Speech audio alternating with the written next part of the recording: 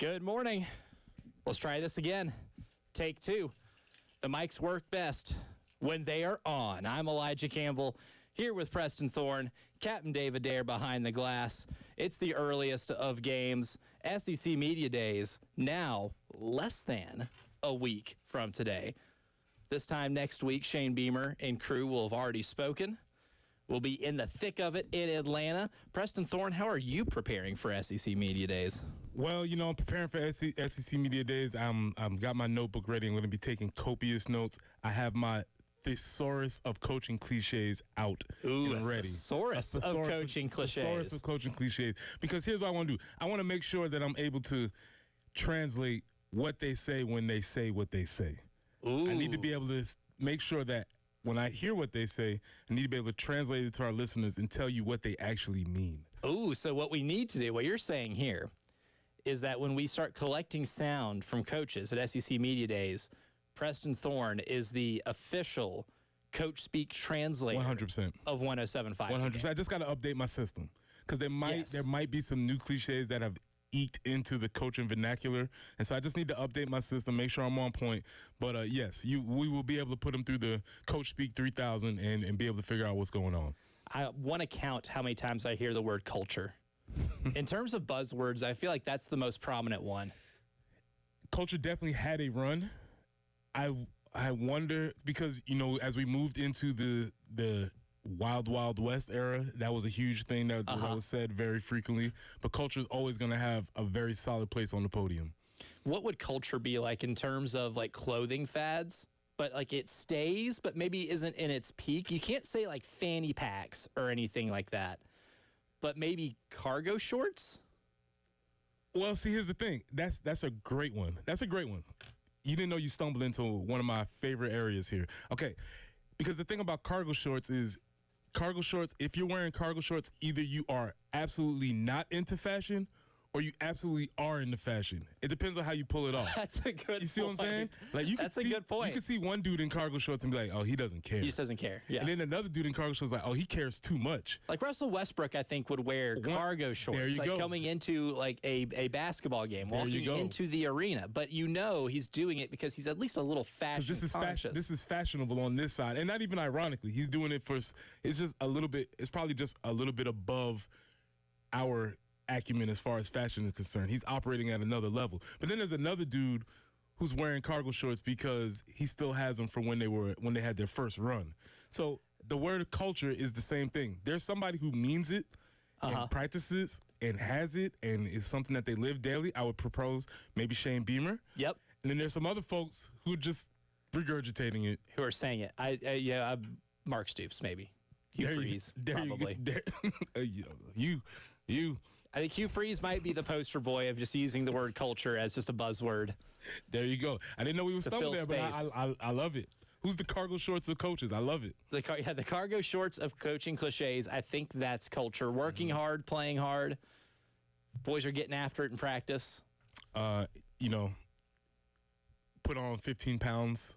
Either you put on 15 pounds or you lost 15 pounds, depending on who you are. All muscle. If you put on, it's all muscle. Always. No one ever says, yep, Tony put on, 20 pounds of pure gelatinous, cushion this offseason. I could not get him out of the Papa John's down the street. 15 pounds of muscle every time. Every single time. Mm-hmm. Absolutely. Looking forward to hearing a lot of coaching cliches. I know Jen she's been working on the SEC Media Day coaching cliche bingo card. And once she finishes that up, we're going to have to tweet that out. That way everybody can play at home. And maybe we can figure out like a prize, I guess, for the winner. Yeah, for the first person to get their bingo card filled. We will need to figure that out because as you hear the cliches, we'll have to go through the judges like Jeopardy and be like, does that count? And you're like, yep, that works. I'm excited about that because Family Feud style, there will be things that have said that may not exactly be on the board, but we know that's what they mean. Yes, exactly. Like the spirit of the sentence alludes to what is on that card. And I can be the official this year in terms of judging that. I'm making it my mission to hear every single coach speak. Because now that I'm doing a morning show. Glutton. Yes, especially when Clark Lee gets that podium. God bless him. I love that man to death. I think he's a fantastic football coach. But at a station I was previously employed at, we had him as a weekly on Mondays. And, buddy, that would make the sleepy time bear envious in terms of just how drowsiness inducing that man's speech is. I get it. Clark and his teams may also be a focus of my Team Crush Tuesdays when we start them. Oh, see, they're fascinating. Yeah. They're very fast. That's one thing I want to hear about when we get to SEC Media Days, and it's in terms of what the offense will continue to look like, if there's any wrinkles, because it's one of those things too. It was such a unique offense. And when we get into the old man versus analytics at 6:30, there will be a Diego Pavia stat to bring up. I may or may not ask you if you think he's a short yardage merchant, but this is an offense that does not look like anything we see in the SEC. They keep it short. It's a quick hitting game, and they'll sometimes bust you over the head with a 30-yard pass like they did Alabama on a 4th down late in the game. But it's efficient. It works. Like that offense moves up and down the field and seemingly doing more so with less. I know Eli Stowers now is considered a first-round NFL prospect, and he may be one of the 10 best players in the SEC in terms of how they use him.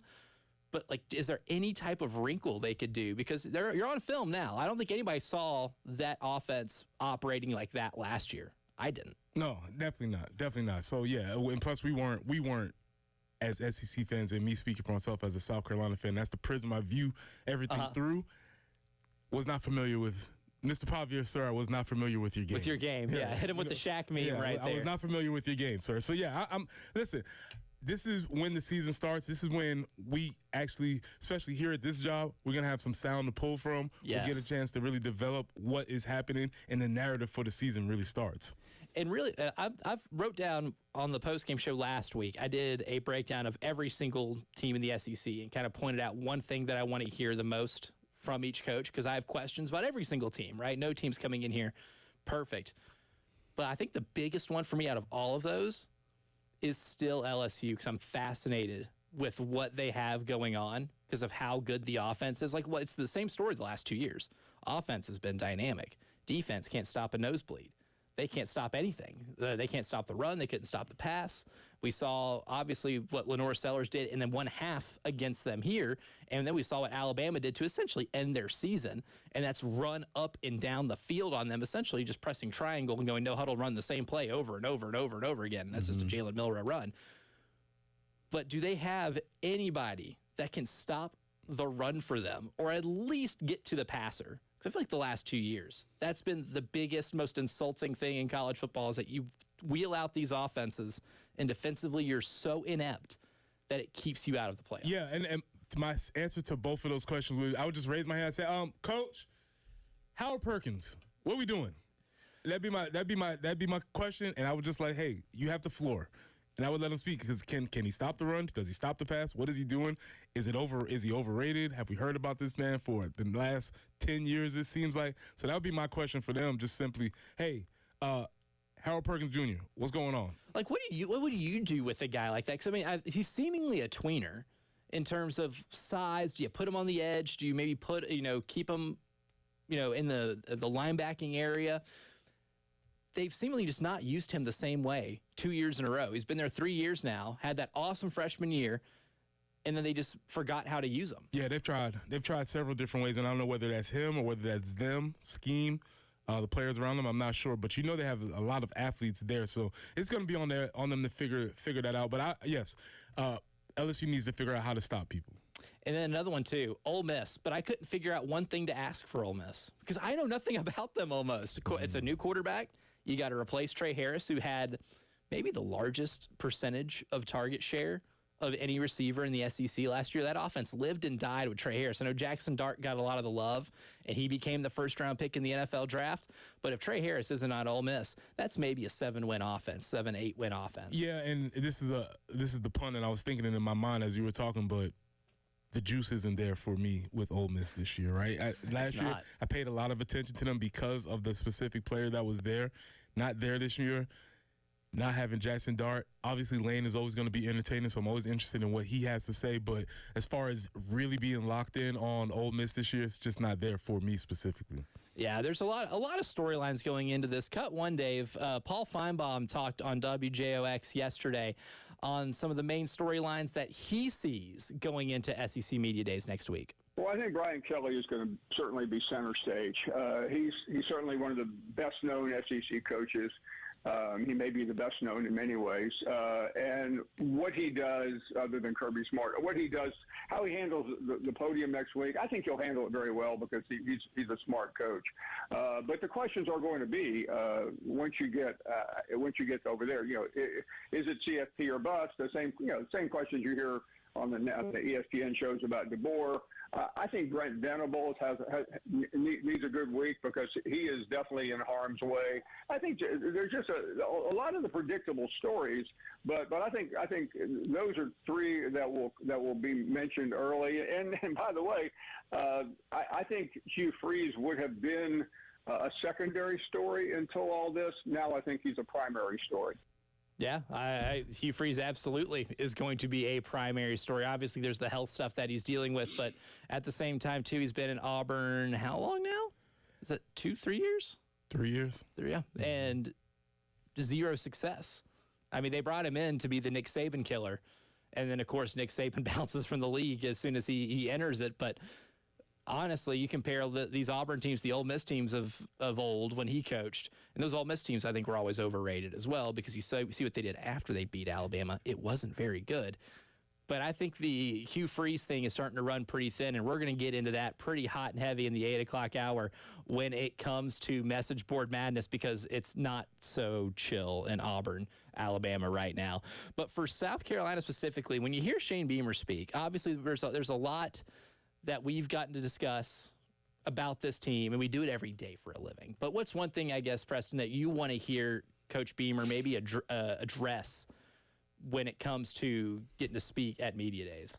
I want to hear him address how the offense is going to adapt to a new play caller. Yes, obviously, Coach Shula was on staff last year. He was part of the staff. He was part of the game planning, but he wasn't the play caller. And I wonder if he's going to address that specifically. A lot of the questions on defense, we know there's some personnel questions, but play calling on offense is what I would love to hear from him about. Yeah, that's an interesting one because we didn't really get a lot in the bowl game. I think it was a lot of bland stuff. I think they really kind of try to make it game plan specific for Illinois. I think we can maybe take away a little bit from that game. I also think they didn't really want to run Lenoris a lot because there were opportunities in that game where he could have taken off and picked up 15 yards. But I think there was probably behind the scenes, they may never admit it, but it would be human nature to say, hey, let's not try to risk any type of injury that would keep you out of next year. Let's keep you in the pocket. Let's keep it to where we can throw the ball a little bit and preserve you for 2025 because I think they all know what the opportunity that lies ahead is for them. Yeah, I think it's still the defense. I want to hear more about the guys that are coming along. Obviously, I've been focusing in on Gabriel Brownlow-Dindy. I talked about that a lot in terms of being the most important transfer. We talked about that on yesterday's show. Hit us up on the YouTube page to go back and listen to that. We had a really good discussion about the most important transfers on both lines of scrimmage. But I want to hear about Gabriel Brownlow-Dindy. I want to hear about Sean Murphy. I want to hear about the guys that they really like to be able to replace those NFL draftees that you lost. Still very fascinated to hear exactly how that ends up coming to fruition. But in terms of that discussion, we talked about it yesterday. Preston and I are both on the same page with the most important incoming players being in the trenches, on the lines of scrimmage. But are those position groups the secret key to making the jump to the college football playoff? History may provide us some precedent. We'll tell you if it is this morning on the early game.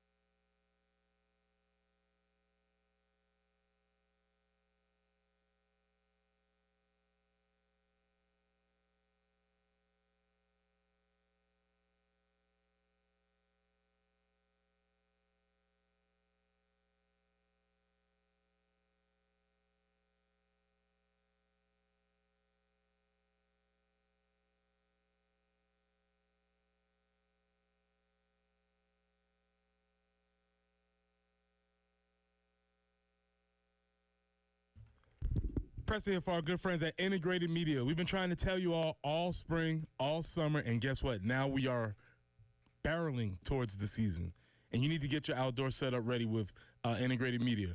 You can get Samsung Terrace TVs that are waterproof, Sonos outdoor speakers for TV and music, Wi-Fi that works indoors and outdoors.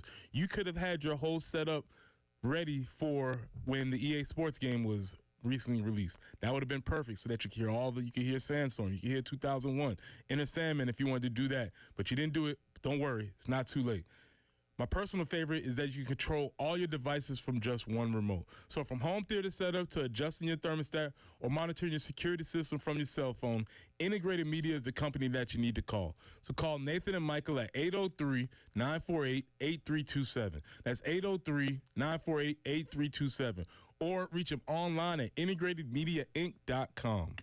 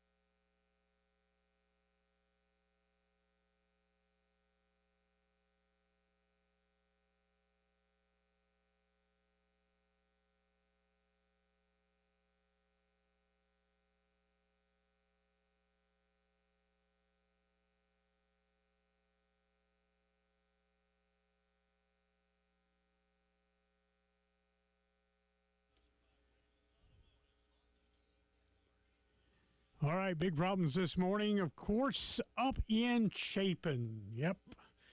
Got a gas main leak, and only one lane is open in each direction of Dutch Fork Road, around Rauch Metz, all the way down to Broad River Road. I used to live up there. I feel for you.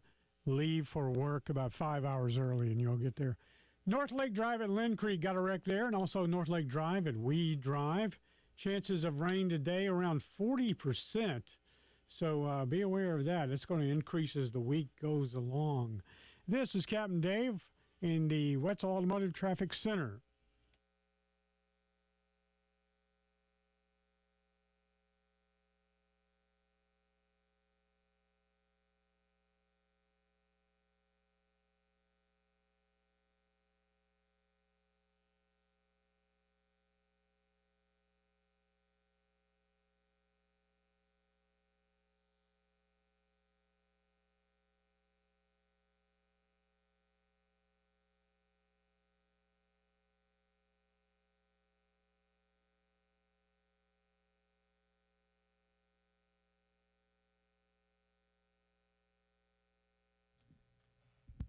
We've established on this show early on the early game, that, to win college football playoff games, to get into the college football playoff, and maybe to get that jump from 9 wins to 10 wins, might require you to dominate in the trenches.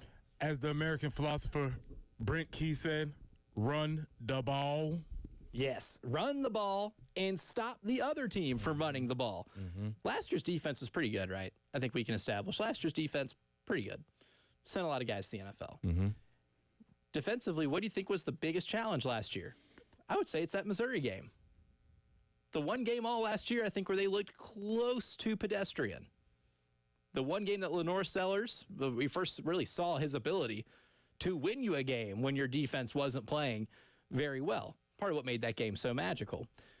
But with all those guys leaving, Tonka Hemingway, TJ Sanders, Kyle Kennard, Demetrius Knight, Debo Williams, Bam Martin Scott. A lot of good run stoppers there. Yeah. We established it's important. How important is stopping the run game? I'll go ahead and get your perspective here first, Preston Thorne. You've played on many defenses. You have done a lot of run stopping.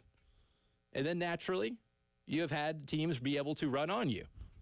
Defensively, how does a defense have to handle that? Or is there any counterpunch you can have to just getting run up and down the field on? The thing is, as much as the game has modernized, as much as we talk about how people play all 53 and you play across the field and you want to stretch teams vertically and throw the ball and all of these wrinkles, at the end of the day, football still comes down to blocking and tackling. And usually it comes down to blocking and tackling within a small space, usually in the box. And then that also comes down to, am I going to push you where you don't want to get pushed? Do you want to get – and that's – no matter how advanced we get, you can't avoid that. And that is essentially what the essence of football is. And so you have to be able to stop somebody when you need to stop them, either on first down or on third down. You want to stop them before they run. We talk about success rate. That's one of my analytics I do like.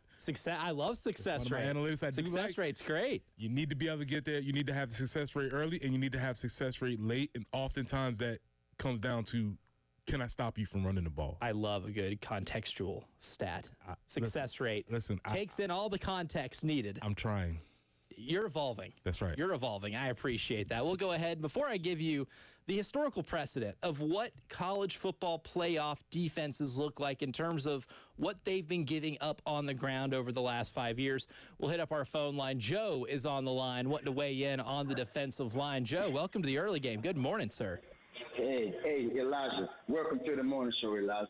Oh, thank you. I appreciate it, Joe. Good to be here. Yeah, man. Thanks, man. Hey, listen, Preston.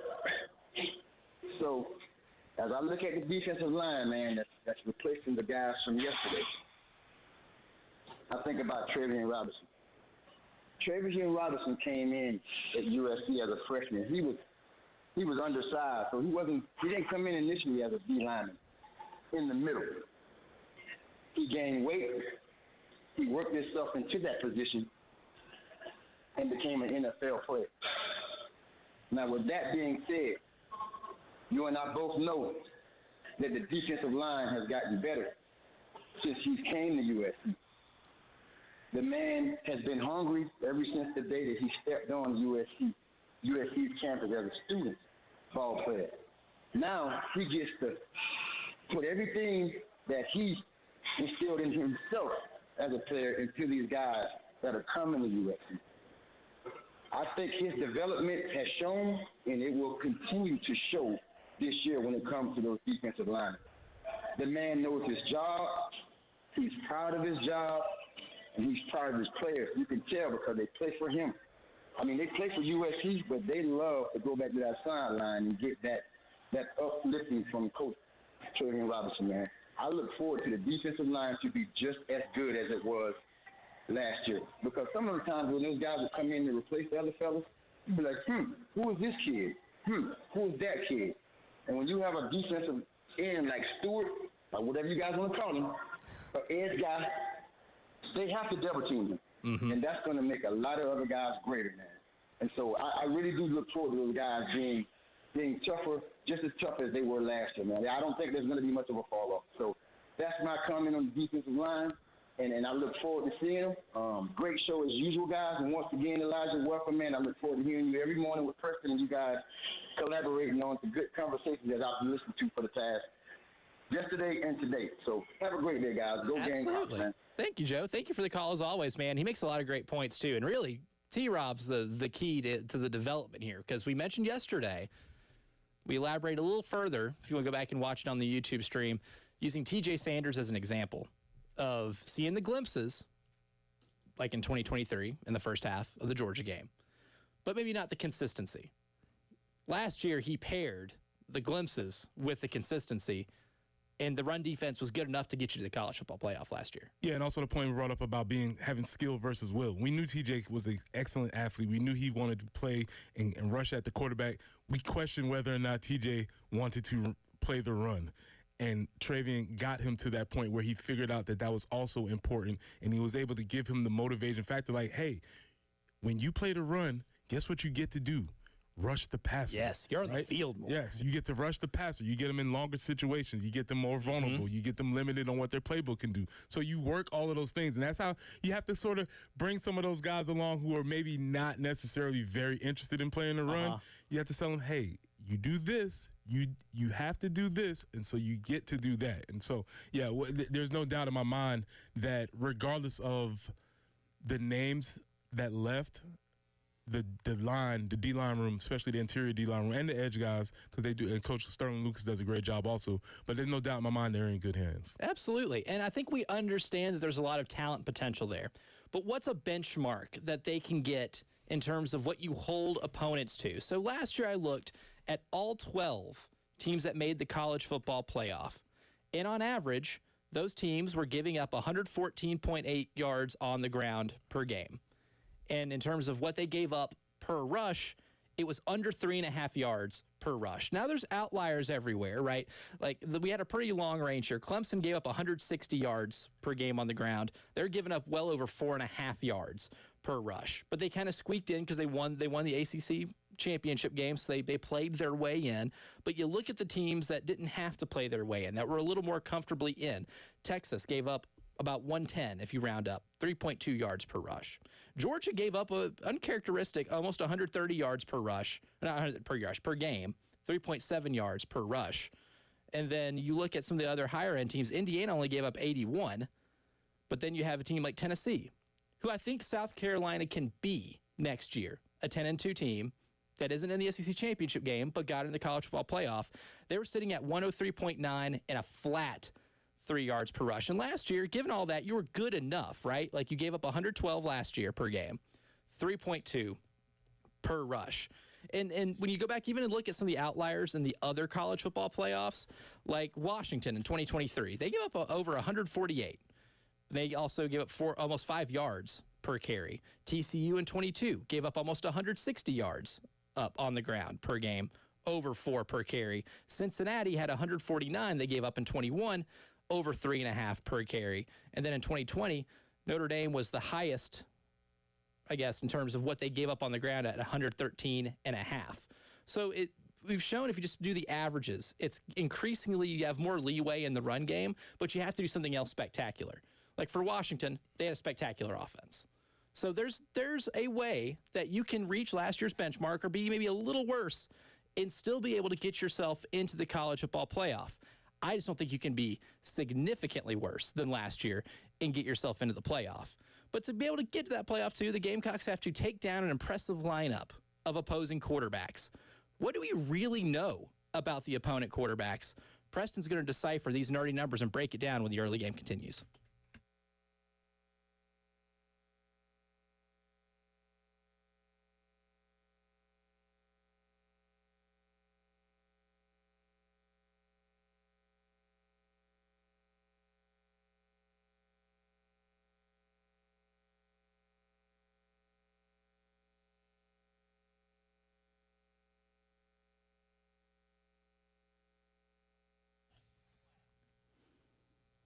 Y'all, it's hot outside, and I probably should have spent more time inside because I'm pretty sunburnt on my shoulders and carrying my backpack hurts. But if I spent more time inside, more likely that I was going to start making messes. So when your kids are inside or when you're just hanging out inside, you're more likely to make a mess on the floor with doing crafts with the kids, or they're eating drippy popsicles because it's so hot inside too. It's probably going to melt a little bit. But this is why summertime is the most ideal time for the expert cleaning help from Zero Res Carpet and Air Duct Cleaning. Now, all of those stains, the drips, they're bound to happen. It's going to happen. It's summer. But if you want to keep your home a clean and healthy home, use Zero Res. They don't use dirt-attracting soap, zero residue, hence Zero Res, and your carpets stay cleaner and fluffier longer. Just go to zerores.com, go ahead, use Elijah Campbell, tell them Elijah Campbell sent you for 15% off carpet, air ducts, area rugs, upholstery, and all of that for 15% off.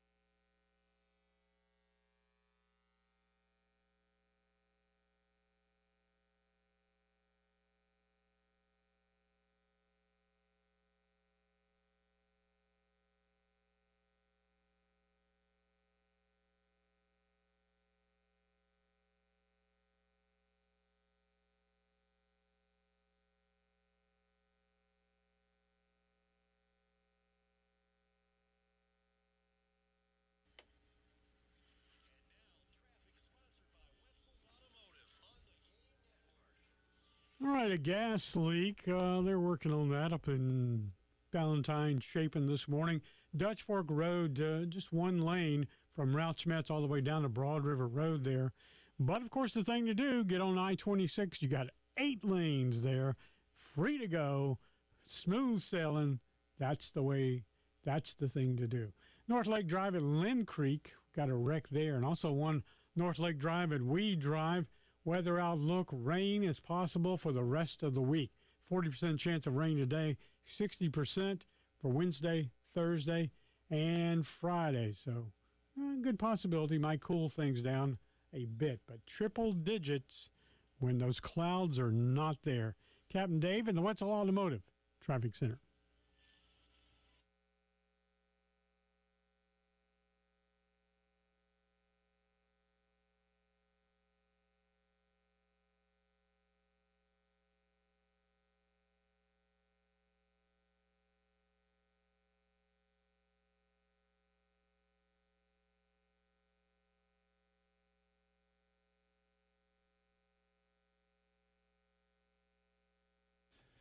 Every year in the SEC, it's a gauntlet of a schedule. This year's not going to be any different, Preston Thorne. But I think for Old Man versus Analytics today, I think maybe looking ahead at the schedule and who the Gamecocks have to play might be of interest. But I think this year, and tell me if you think I'm wrong here, I think the collection of quarterbacks that they play this year more talented than what they faced last season.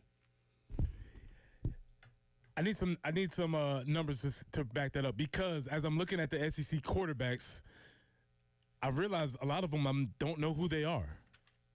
There's a lot of question marks. There's some question marks as far as who they are, not just their names, period, because they weren't in the SEC last year, but who they are on the field. And so I'm looking forward to hearing some of these numbers that may give me some context. Now, we'll start with Missouri. Missouri's probably one of the most important games early in the season. How do you pronounce his name? Bo Pribula. There you go.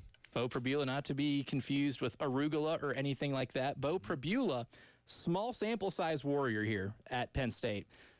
But at Penn State, when they did unleash him in certain packages, average depth of target was only 8.2 yards. Eli Drinkwitz should be open to maybe dialing up more downfield passes for him, considering his adjusted completion percentage on passes 20 yards down the field, 75%. So let me get this straight. What was the first number you gave me? His average depth of target was only 8 yards. But his adjusted completion percentage down the field is 75%? Yep, on the passes he actually got unleashed. Dismiss it.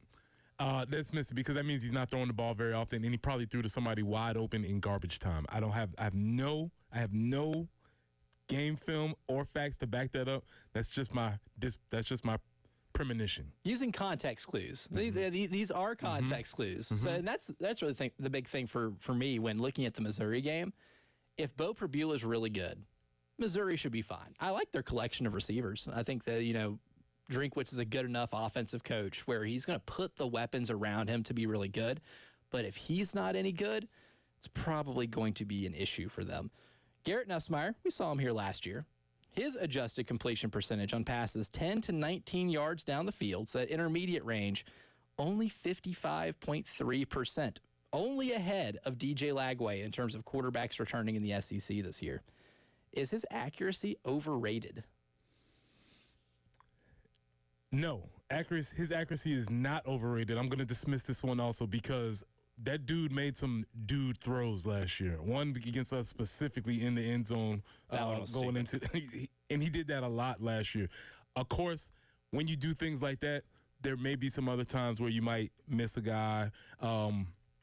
You might have something deflected or whatever the case was, but I'm going to dismiss that, because that dude, he's not quite to gunslinger level yet. We're not going to give him that title of gunslinger. I can't give him that. I think he's really close. But he's really close to being a gunslinger, and if you like that type of quarterback, he's your guy. And so if you're an LSU fan, you know what's up. Oh yeah. And so you dismiss. Accuracy don't matter for him. If he can keep the ball out of harm's way, LSU's offense will be just as good as it's been the last couple of years. I think there's some backbreaking. But you get into the point where it's like, you can't tell him not to keep, you're just going to have to do it. Well, especially if you have to score 40 points a game, I think your risk aversion probably goes out the window a little bit there.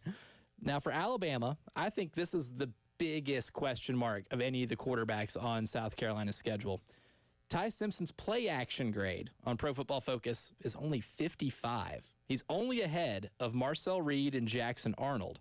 His inability to throw out of play action should be the biggest concern for Alabama going into the season. Yes. Going back to running the ball, if Alabama's be able to consistently run the ball, I would imagine they want to run the ball, take a deep shot to Ryan Williams. I imagine what they would probably try to do. But yeah, I don't know much about Ty Simpson. I don't know. We're working again. We talk about small sample size kings. He's on the list? He's the ultimate small sample size king. I think his only snaps last year came against Wisconsin and Mercer, maybe. Yeah, that's not enough for me to judge. I don't think that's something you should be. I don't think that specific metrics they should be concerned about. But just, can the dude handle the throne of being the Alabama quarterback? We don't know that. Right. And I think it's one of those things, too. He's been there for a long time. He's never won the starting job. I think he's the assumed starter right now. But how good is he really? If Alabama's going to be Alabama, I think you have to be a really good running game. You have to be able to run the ball over the place. I mean, this is the same program that won championships with Jake Coker at quarterback, Greg McElroy at quarterback. But what do those two fellas have, Preston Thorne?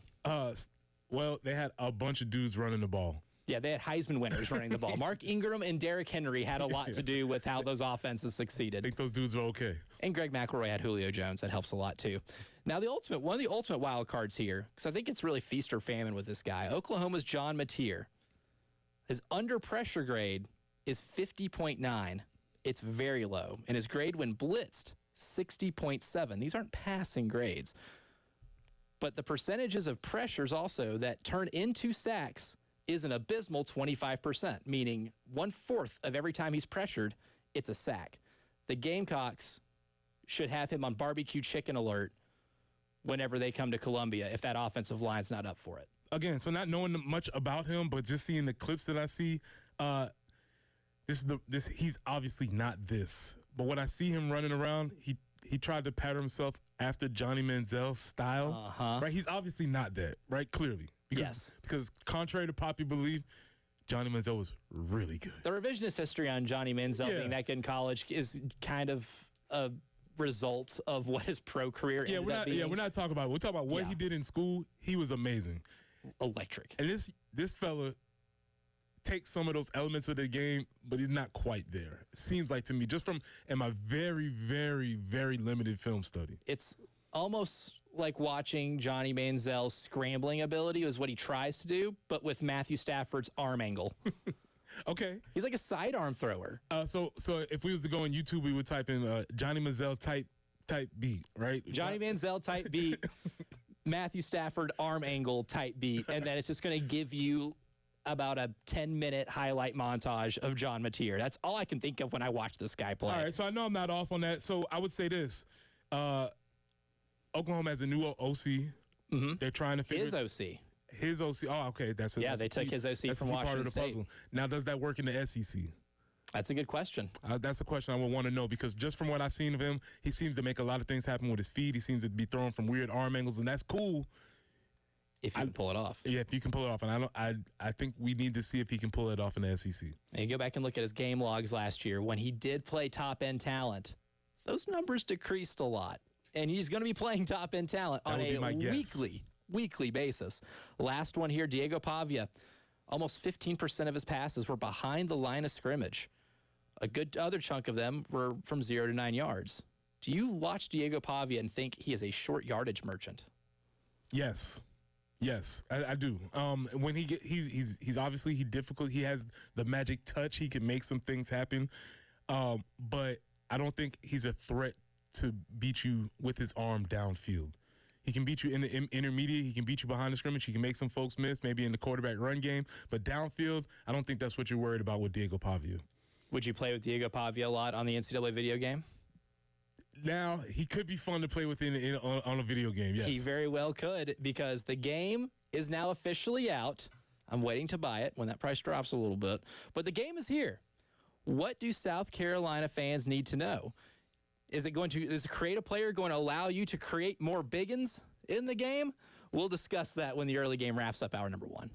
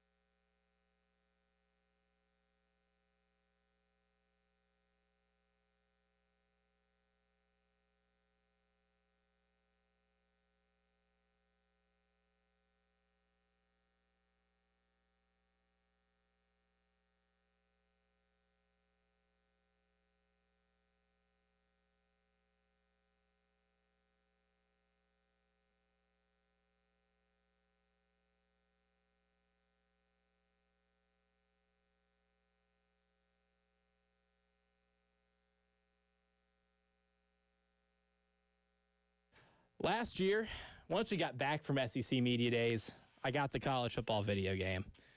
And I don't think anybody heard from me for about another 48 hours after that. At least no one that wasn't on the Discord channel I was playing on. Preston Thorne, how much time did you waste last year with that video game? I'm just trying to recover from that sentence you just said. Playing video games on a Discord channel. What?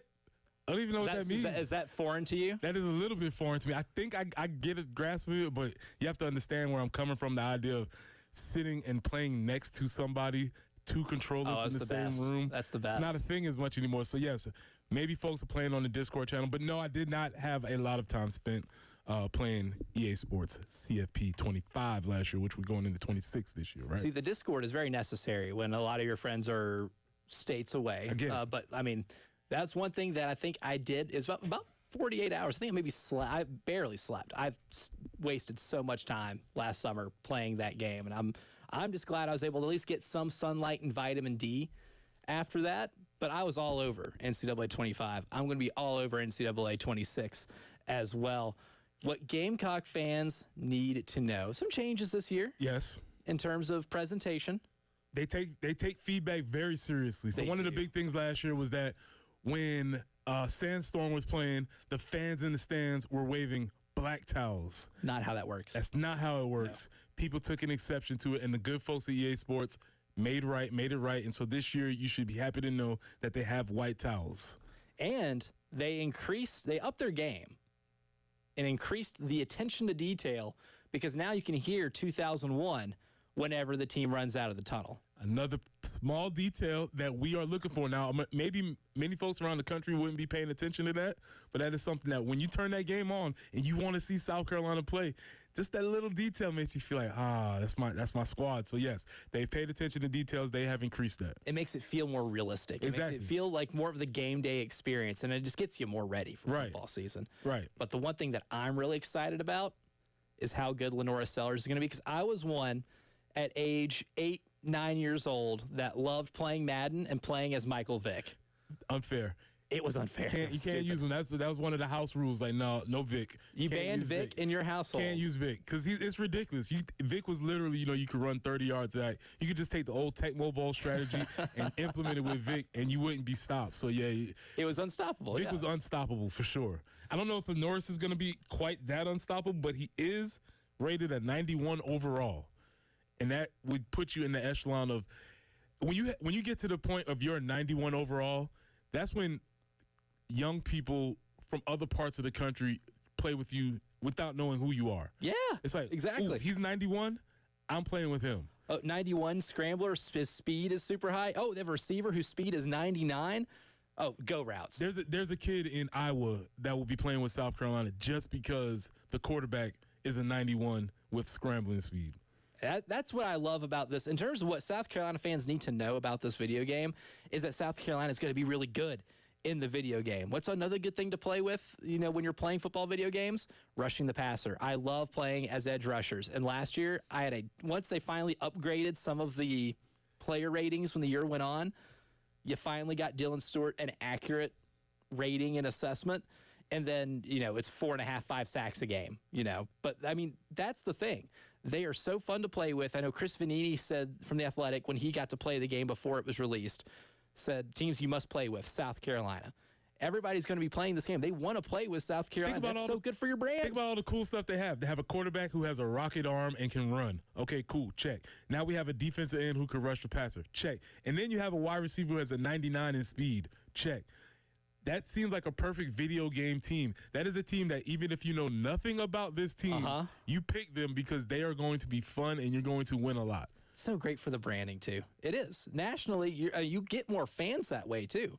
I'd imagine, if you did a longitudinal study, maybe you'll find some people who, if not become fans, definitely raise the awareness of what's and who South Carolina is based on these dudes being able to be very good on the video game. Who knows what they'll be in real life, but on the video game, if they're good, people will pay attention. And I don't know if this is something that's implemented this year, but because of revenue sharing, things like that, the more you play with a team online, schools can end up getting, certain cuts of that. And I'm sure it's very marginal right? I know that was something proposed for the basketball video game. 'Cause I saw so many jokes. It's like, hey, sorry, honey, can't go out to dinner tonight. I'm trying to get Providence a bunch of, NIL money by playing 150 games with them tonight.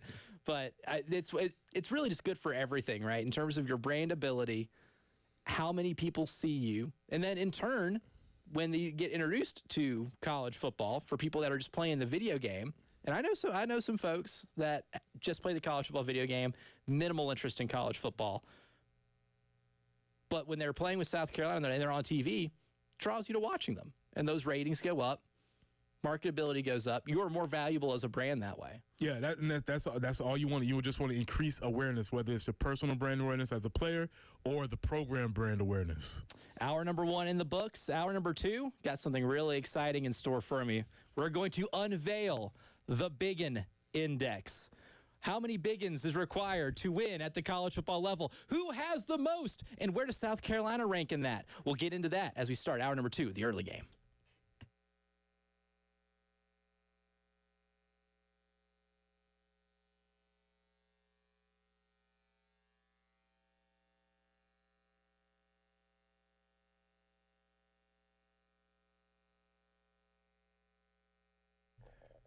Preston here for our friends at Absolute Glass, the premier glass company of the Midlands, offering auto, home, and business glass repair. So if your glass is damaged, shattered, cracked, or broken, they can handle the job. If it's a cracked windshield, that's no problem. They'll come out to your location and replace it for you, usually for free, and they'll work directly with the insurance company to take away the headache. That's right. They'll come out to wherever you are, school, home, work, it does not matter. Absolute Glass will take care of it for you. Now, if you're at home, you're looking to increase the value of your home, you can do that with new windows and mirrors, and Absolute Glass will take care of that for you too. Windows, mirrors, shower enclosures. Say it all the time. If you can see through it, Ray and Marianne at Absolute Glass can do it. So check them out online at AbsoluteGlassInc.com. That's online at AbsoluteGlassInc.com.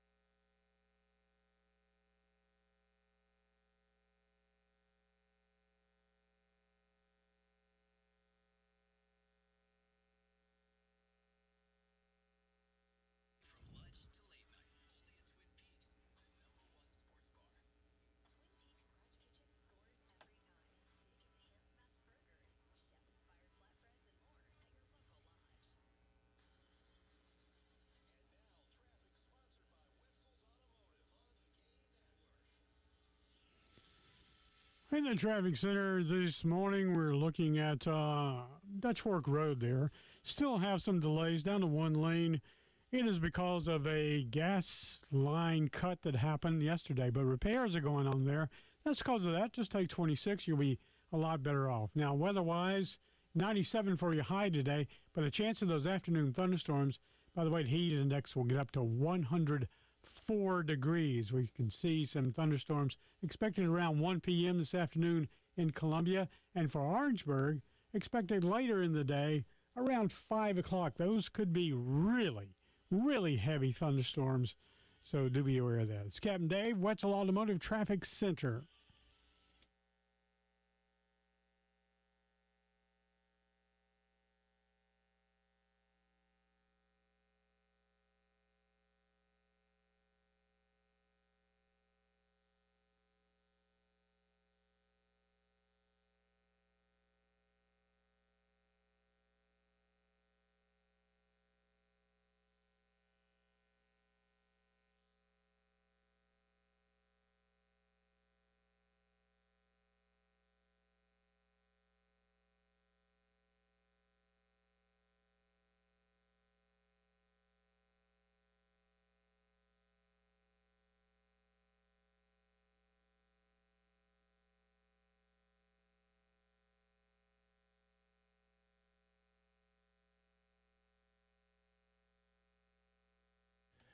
Hour number 2 of the early game. Good morning, everybody. Thank you for hanging out with us. I'm Elijah Campbell. He's Preston Thorne.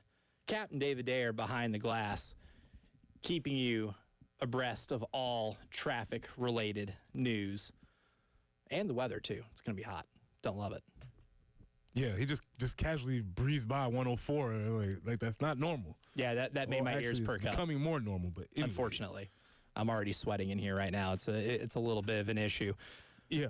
Let's talk about 104 sweating. That'd be an issue for our guys coming up. No, that absolutely would. And I would not be what one considers to be a biggin. I'm tall, but the weight in my lifetime has topped out at 230. I'm now down at about 212. Congratulations. Remember, we talked about your basketball career. Remember, we established that you were tall man, not big man. I was tall man, not big man, because Right. in high school I was about 6'4", 143. That's tall man. That's tall man. Not big man. No, you turn the fan on at a little too high of a setting, I'm hitting the deck. Now, I was biggin until I topped out at my height. My height, wasn't able to reach the top level of the biggin index, which we'll talk about here in a second, because my height never quite made it there. But as a youth growing up, wearing the husky pants, Okay. being pretty round, roly-poly, having to go through weight tests to see if I could play, I definitely qualified as a biggin coming up. Yes, and now you're wondering, wow, I mean, I use the term biggin all the time. But we have decided to quantify that, right? So yesterday, we established loosely that a biggin, because we were talking about Noah Clark, big boy. I think is standing next to, was it Dexter Lawrence? And Yes. made Dexter Lawrence look not so big. Who've only referred to him as Big Dex. That's Yes. all people only Massive call him. human being. He's Big Dex, and Noah made him look like smaller Dex, Yes. medium Dex. He even looked yes, lukewarm Dex, Yeah. standing next to him. So that got us thinking, what constitutes a recruit or a football player being a biggin? And I think the baseline we set was 6'2", 310. Baseline. And that's the baseline. So it got me thinking, if we want to quantify this, because for the best teams in college football forever, right? They dominate the trenches. And I remember seeing in the height of Alabama's runs with Nick Saban, the side-by-side comparisons of Alabama's offensive line and, say, the New York Jets or Giants offensive line. And they were eerily similar. They had NFL linemen, essentially. So I'm like, how many of the biggins do you need to survive? So I took a look yesterday, and I went online, and I looked at Ohio State, national champion, to count how many players on the roster are 6'2", 310. They had 11 players that you'd consider biggins. And Penn State topped out at only 8. Not very big, but they were still able to win at the Big Ten level. Offensive line only, Notre Dame had 10. Clemson, offensive line only, had 9. But then I went to the SEC, and I looked at the entire rosters. Now, I'm using ESPN.com because not every athletic department website gives height and weight. You think that's strategic? I think so. Okay. I don't love that. Surprised mostly that the first one that I encountered that didn't have it was Georgia. Mm-hmm. You'd think Georgia would be advertising how big their players are. Yeah. And they'd be proud of that. But it wasn't listed. So I was like, I'll go to a website where all of them are listed. So this is using ESPN.com's height and weight measurements. Georgia, 17 biggins. Okay. Texas, 13. Alabama, 14. Arkansas, 18. Ooh, Uncle Sam. Likes him some biggins. Sam Pittman only recruits biggins. I got you. Right? I mean, skill position players, Whatever. that's on the back burner, right? Sam Pittman is here. And it makes sense because he's an O-line guy at heart. Yes, So he when is. he's recruiting, he's like, give me the biggins. When he gets out on the recruiting trail, he's here to eat Bucky's beef jerky and recruit biggins, and he's all out of Bucky's beef jerky. Florida, 14. Kentucky, in the spirit of the Big Blue Wall, 15. Now, unfortunately for Mark Stoops, they haven't been good at playing football, but they have been biggins. LSU, 12. Mississippi State, 15. Okay. So Jeff Lebby starting to pick up some biggins. He's going to need them because, you know, he's got what it takes to play call at this level. Missouri, only 9. Oklahoma, 10. Ole Miss, 14. Texas A&M, 15. Vanderbilt, 13. Okay. So they've gotten in All right, Vandy. the business of recruiting biggins. But here's the eye-popping one. Tennessee, 17. Oh, wait, just kidding. That's only on the offensive line. 17 on the offensive line. Add the 3 more they had on the defensive line. Tennessee has 20 biggins on the roster. 20. And where does South Carolina rank in all this? Last year, only 10. Ooh, okay. So South Carolina was on the lower end of the biggin index. All right, so this is a very interesting. So we have to see whether these things are strategic. I love the way you broke down Tennessee because they obviously have a majority of the biggins on the offensive side of the ball. I wonder if there's some offensive strategy to that.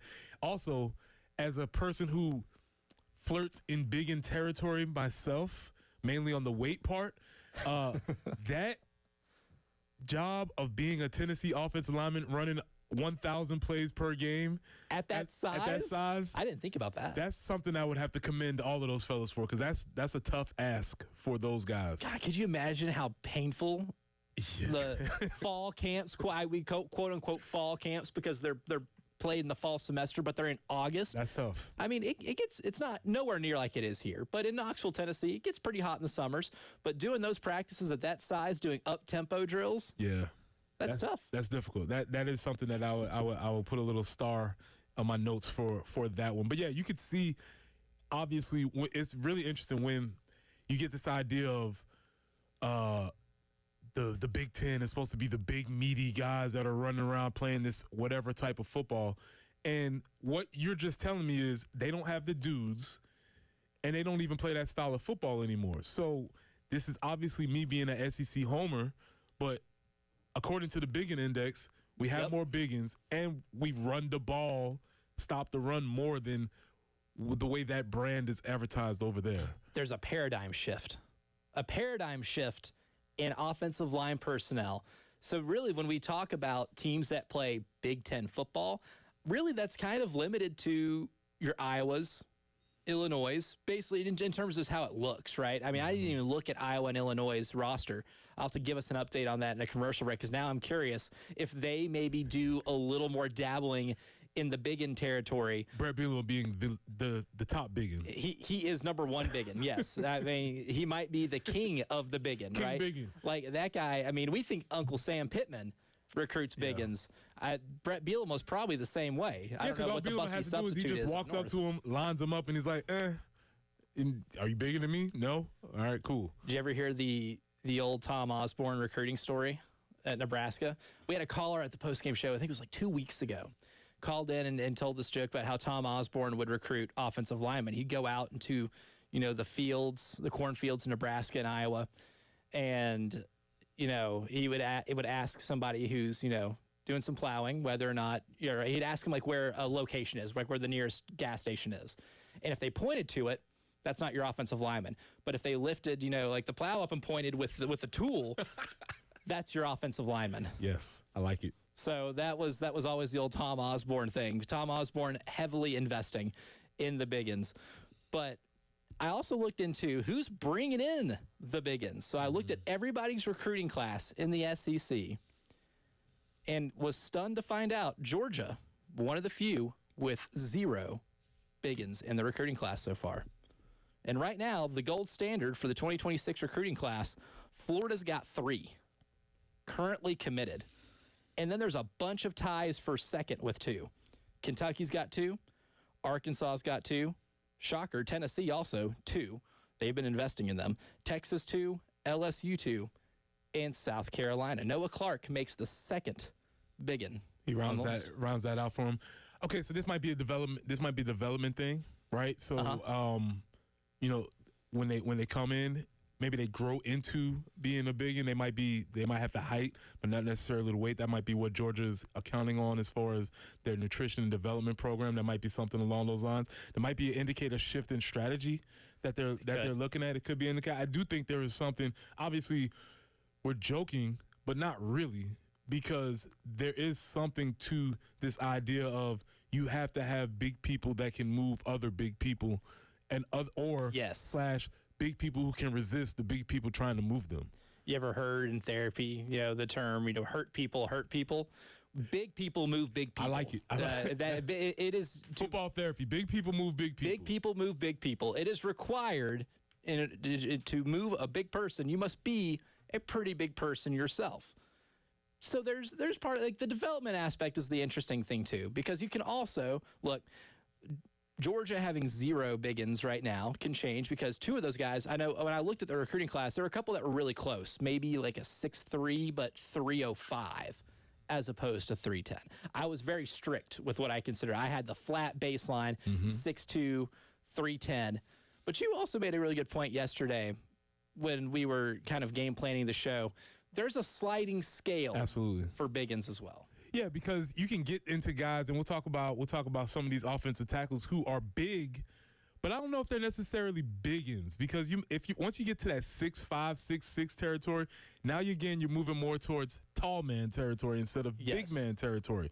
Also, if you're under for every inch, I would say maybe inch or 2. So for me, I'm one of the rare species on Earth who is actually 6 feet tall. Like, that's it. A flat 6 feet tall. Now, everybody says they are, but nobody actually is. I am one of the rare species. That's not like your AAU basketball height list or what you put on like a dating profile. Because in the media guide, I was 6'3", but in real life, I'm 6 feet tall, right? So I'm 6 feet tall. Now, that sliding scale, because I'm 2 inches under, you have to add more poundage.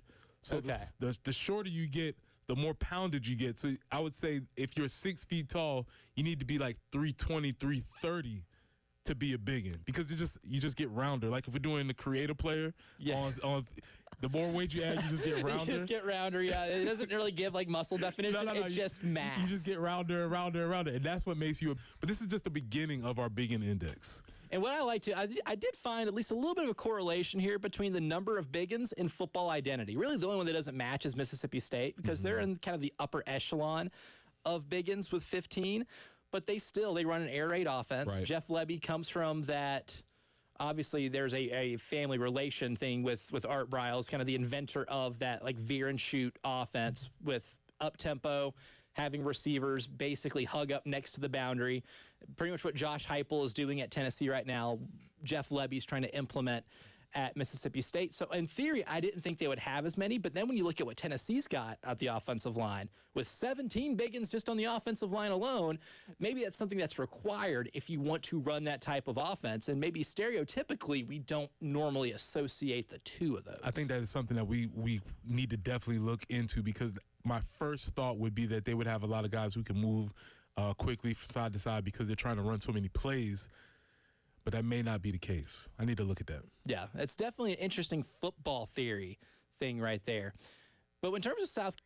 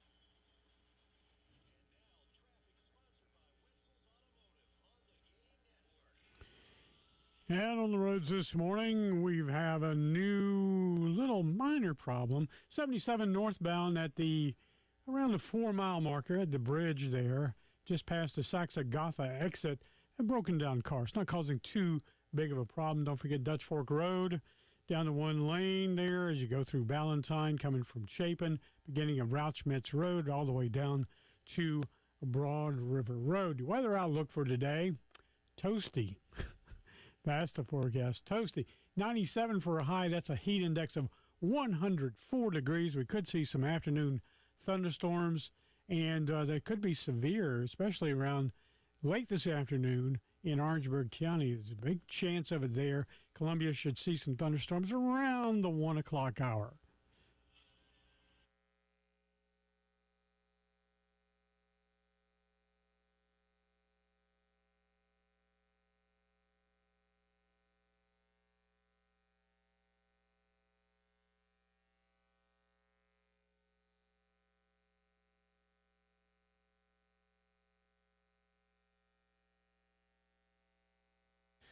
So much of this offseason, when previewing the 2025 South Carolina Gamecocks, the discussion is centered around replacing the defensive stars. The Lenora Sellers hype train, which is barreling down the track, seemingly unstoppable. But I don't think there's enough discussion about Josiah Thompson. Left tackle, true freshman last year, freshman All-American by some publication standards. And we talk about how important the line play is, and it's vitally important, especially if you want to be able to run the ball very well. And Lord knows what the running back room is going to look like if you don't get an answer from the NCAA about Rasul Faison. You have a backup plan, but the original plan was to bring in this 1,000-yard rusher from Utah State. There's going to be some uncertainty there, and more is probably going to be asked of the offensive line this year than last year.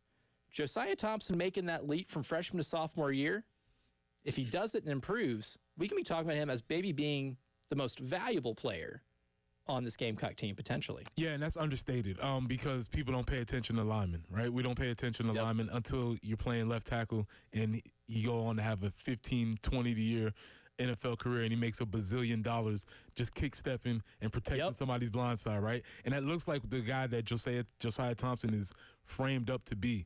When we looked at his frame, we didn't know if he qualified for the Biggin Index, right? Not quite. He's close. He's close. Close. But he's 6'6"-ish, right? 300-ish. He was a freshman. You expect him to, he's obviously going to get stronger. Because with these types of guys, he's an athlete. Yes. Very athletic. One of the hardest thing, I think, in sports, and forgive me for saying this, my fellow D-line brethren, is to block somebody going backwards. Right, as an offensive tackle, your whole job is you have to do your job in reverse, going backwards, which is the opposite of what you think you should be doing. So he's a tremendous athlete, and now in his second year, you want to see him take those leaps in the strength game, in the run game. Now he has to be able to move people from one place to another. He obviously can block, and he can kick step with the best of them. Now we want to see him take that power game to the next level. And especially when it comes to protecting Lenoris, too. We mentioned the stat yesterday. You can check it back out on YouTube when we were breaking down some of the advanced numbers of Lenoris Sellers. He had, technically speaking, a lot of time to throw because he's so good at extending plays.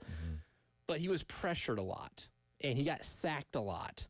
And I don't know if there was more than one or two quarterbacks in the SEC who got sacked more than Lenoris last season. It's going to be vitally important this year to keep Lenoris upright and make that time to throw be because he's got time to survey the field and check out his options as opposed to having to tuck and run. It's fun watching Lenoris break out of 3 tackles in the first play from scrimmage in Clemson. It's fun watching him do that.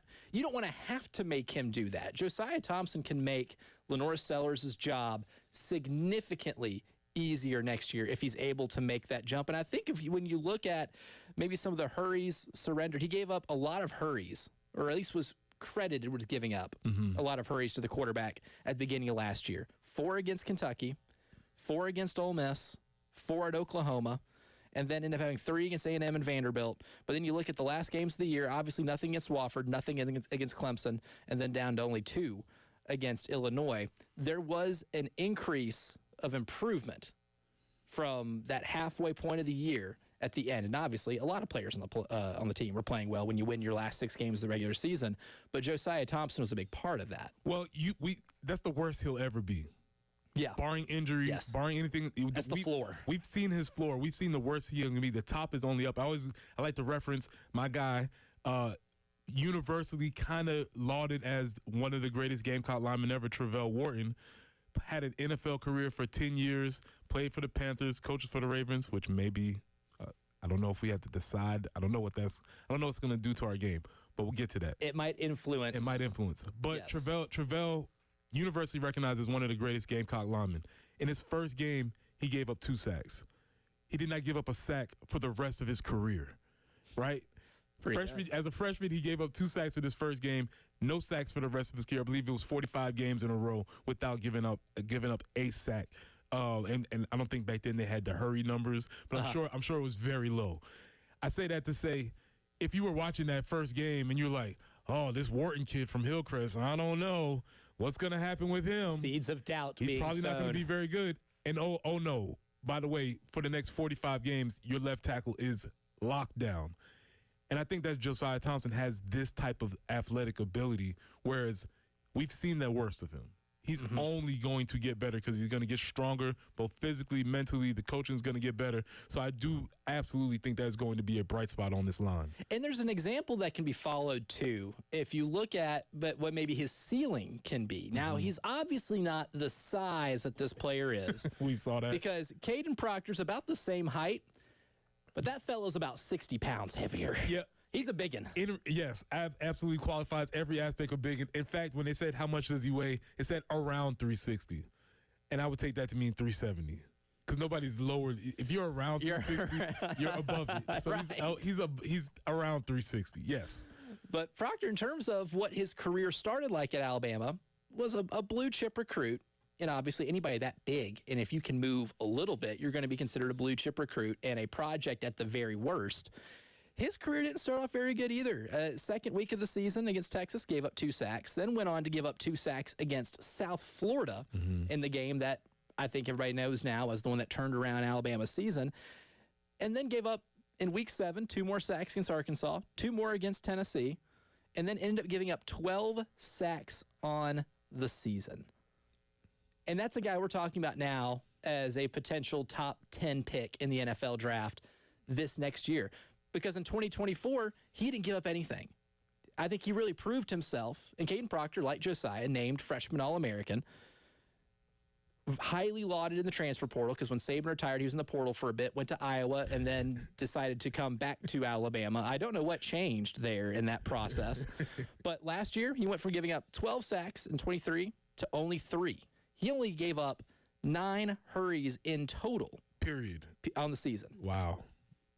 Less than 1 a game. There were some games where he kept the pocket completely clean.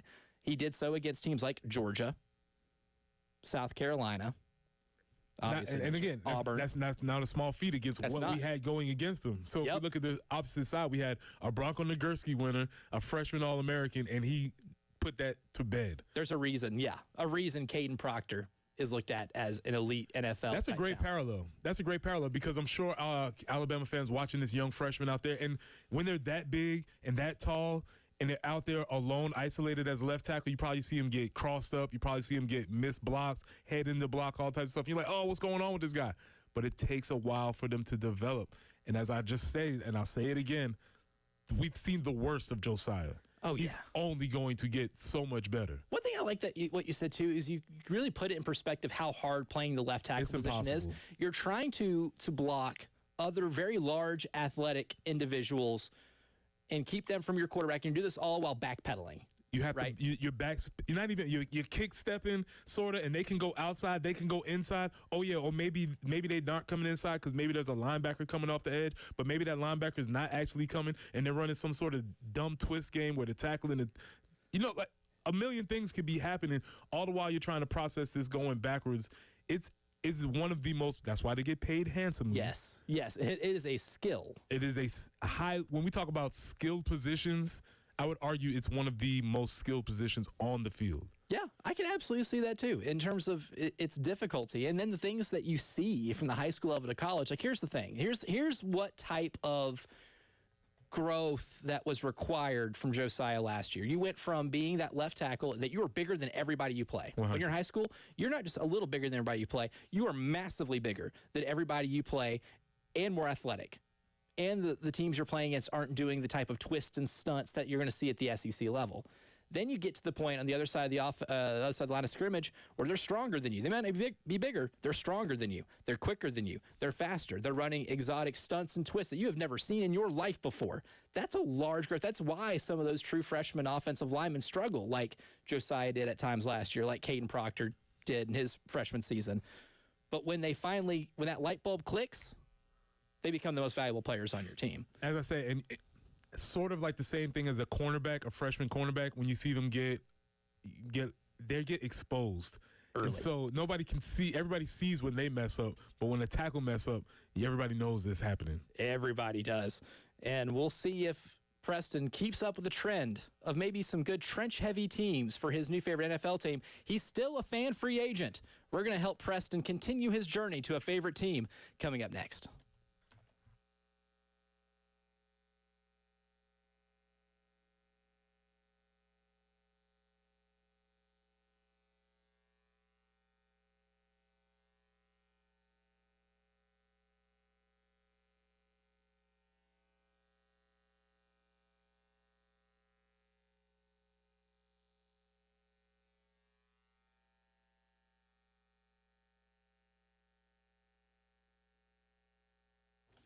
Now, doing anything for 30 years can be very difficult, but being a proven leader in the roofing and waterproofing industry for 30 years, that's another level of impressive, and that's what Mid-State Roofing has been doing. They have a proven history to be able to help whatever building that you need for roofing. They do all types of things. You can call a technician after hours, 24/7, at 803-356-1919. They want to remind you that you can protect your roof with a maintenance contract. Again, 803-356-1919. The website, midstateroofing.com. From high-rise to hospitals, manufacturing to industrial, very versatile group. Midstate Roofing designs and installs bonded systems with a protective guarantee. Will help you keep your operation dry and running long into the future, 24 hours a day. Don't forget, if you have a leak, let Midstate Roofing take a peek.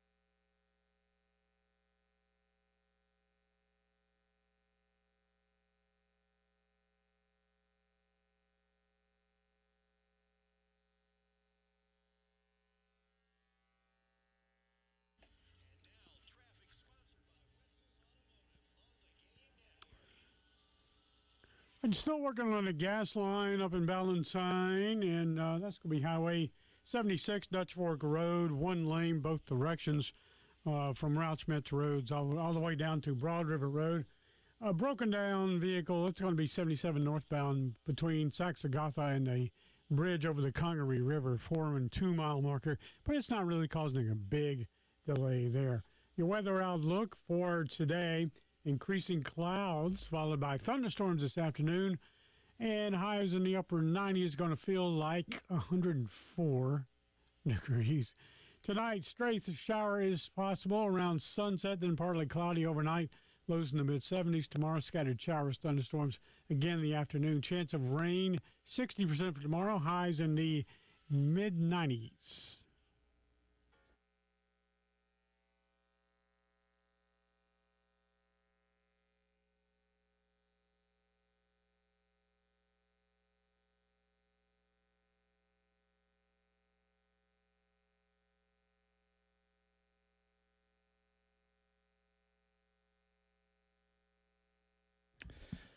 It's time for the quest to continue.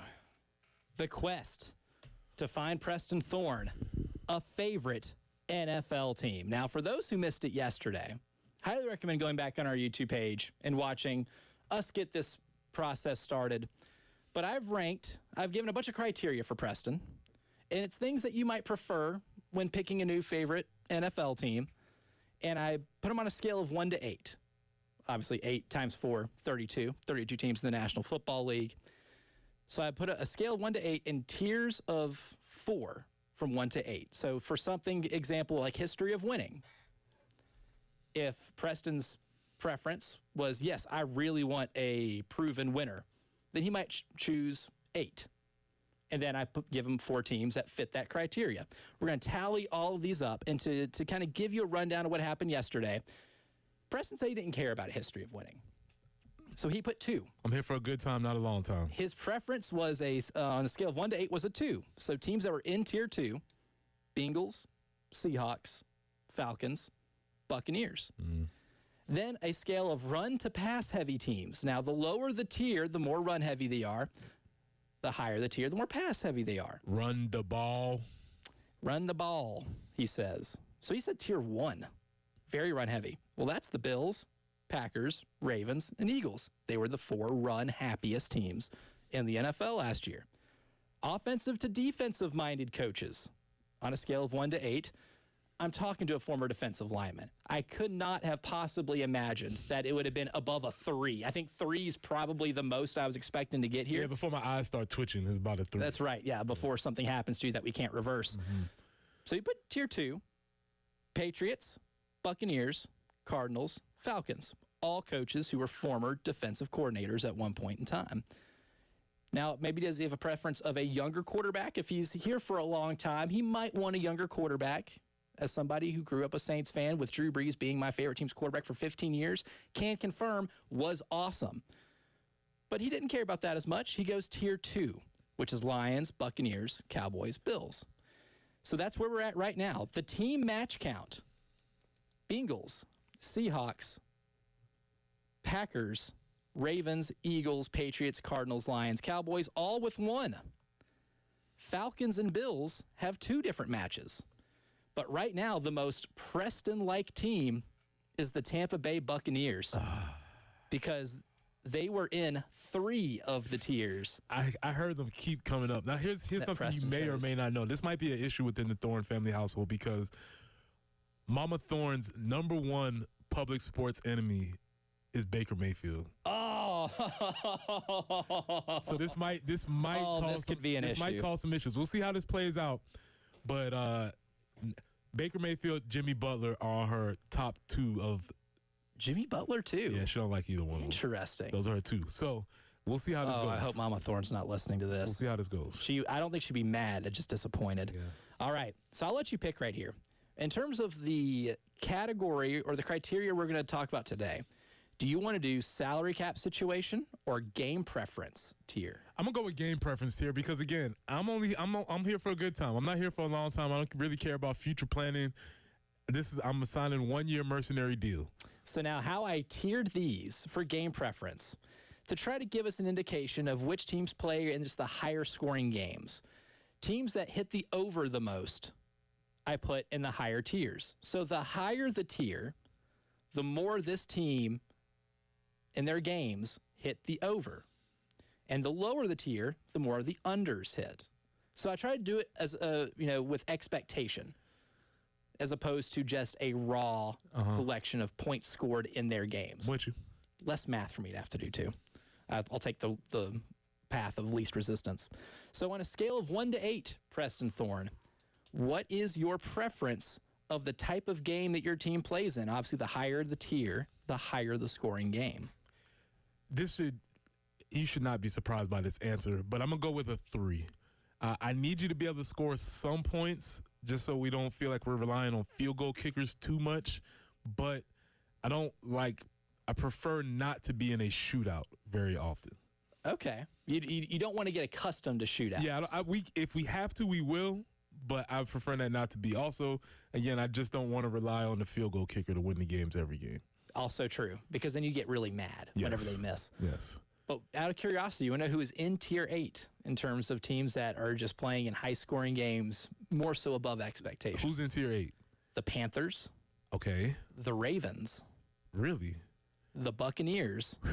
And the Commanders. All right, so I avoided You dodged a bullet with another Buccaneers. The Buccaneers are not in the tier you chose. So we dodged the Buccaneers. All right, cool. But the teams that you did choose in Tier 3, the Rams, the Packers, the Dolphins, and the Saints. Join the dark side, brother. Ooh, none of those sound very appealing. So here's what's interesting about the Dolphins. Their coach is supposed to be the whiz kid. He's supposed to be the one scoring all the points. They're supposed to be throwing the ball all around the field. Tyreek Hill, Tua, offensive explosion. And what you're telling me is that's not really the case.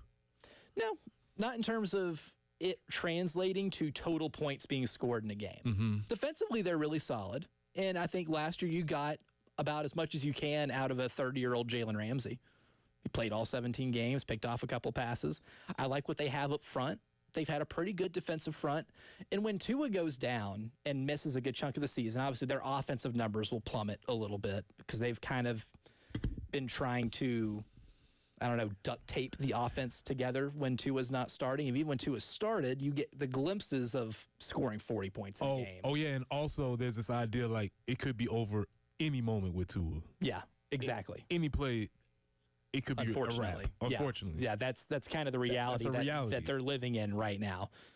So that honestly, the backup quarterback situation is probably the most important in Miami than it is anywhere else. But one thing I like about McDaniel's offenses that I think would be very suitable for you is they're creative in the run game. And they use a lot of different running backs. They don't really bell cow it, right? They've got several guys back there that they've used the last couple of years, and it's kind of a committee thing. If you're a fantasy football player, you probably love to take Devon Achane early in your draft, but realistically, you're not going to get the volume because Coach McDaniel does like to spread the wealth around in that backfield room. But here's the thing. When you talk about creativity in the run game, I could get that out of the Dolphins, but I could also just level up and get that out of the Packers also. Yes. Now, and the Packers have a bell cow back too. See, now is that your preference? That's speaking a little bit more my language. I do like the idea of, can we give this dude the ball 30 times? I like that. Because it's the last of a dying breed in the NFL. Yes. Derrick Henry was kind of seemingly one of the last of the Mohicans in that regard, as somebody who can seemingly take that workload year after year. But Josh Jacobs, career aging like wine, actually. I think he's gotten better as some of the years have gone along. And I wasn't expecting that from somebody like him. That's a great point. Yeah, so if I'm looking for creativity in the run game, I could, yes, I hear you. I'll take your point with the Dolphins, but I would probably ease off of that and move towards the Packers in that same tier right there. And now, if this was maybe 6 years ago, it would have been a lot more fun with the Saints, because Alvin Kamara is one of those guys, not only would carry the ball 20-something times a game, he'll get like 10 targets in a game. Well, here's the deal with the Saints. Target heavy. Before we were co-hosting, I was aware of your fandom. I would want it to work for anybody that I'm a fan of. Obviously, I wanted to work for Spencer Rattler. Just don't feel like the front office has those same goals in mind. No. They've kind of pigeonholed themselves into salary cap hell, and they're kind of just stuck there forever. So I feel bad for Spencer. He's not in really a position where he can succeed. But we're going to put Preston in a position where he can succeed, because coming up next, it's Preston or Reston to round out hour number 2.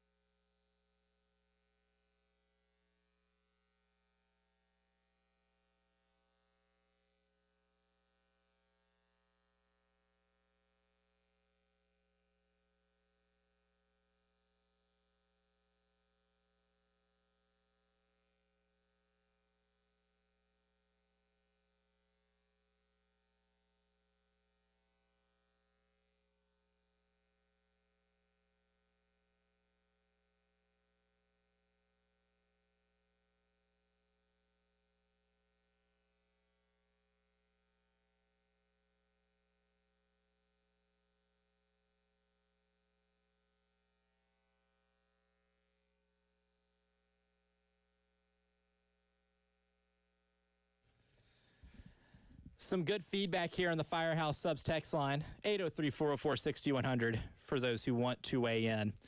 We have an anonymous texter that says, gotta be my Dolphins for Preston, the Gamecocks of the NFL. And kind of gives the emoji, like the teeth showing. Here's my thing on that. I am Gamecock through and through. This is what I am. This is what I'm going to do. I don't know if I want to pick more suffering for my NFL team. You feel me? Like, Yeah. I already get enough of it on Saturdays. I don't know if I want NFL. I want fun. I want funsies on Sunday. Funsies on Sunday, yes. Less anxiety on Sunday. Right. So that's just something to consider. And if you want less anxiety on Sunday, even though they might be a perfect match for you, the Buccaneers might not be all for you. Shannon says, pick the Packers, go Pack, go. You have 2 matches with the Packers now. Listen, man, I like Matt LaFleur, like his play calling, love the fan base, not mad at it.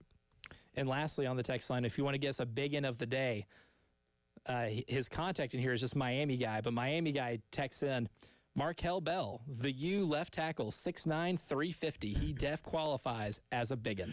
Bing. Yeah, I'm cool with giving a biggin of the day.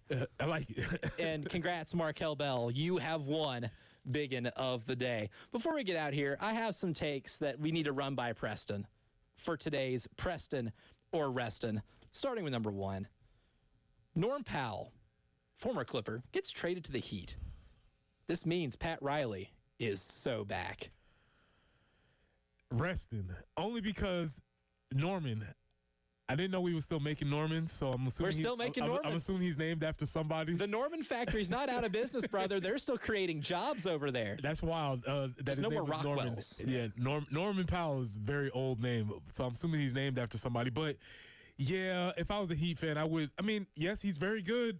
Okay, but is this going to be something that takes us out of playing purgatory? I don't think so. So I'm resting there. I love like it? Norm. I'm a Norm Powell truther. Like it. Very much so a Norm Powell truther. Preston or Reston, Wimbledon's is Carlos Alcaraz's to lose. Ooh, this is a good one. I'm gonna go with Reston only because I'm not familiar with the whole field, and as long as the Joker's there, I gotta go with the vet. He fought back yesterday, man. He got 6-1 in that first set and battled. Yeah, as long as he's in the game, I gotta roll with him. But I know Alcaraz is on the come up. Yeah. Oh, and he's only like what, 20, 21? Yeah. 22 maybe. Very young.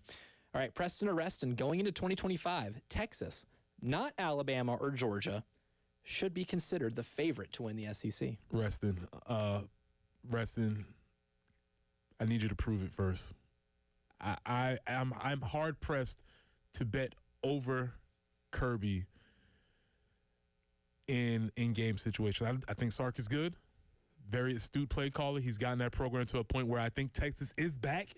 Yeah, officially. Sorry, Sam Ellinger. You were wrong. Right. But no, Reston.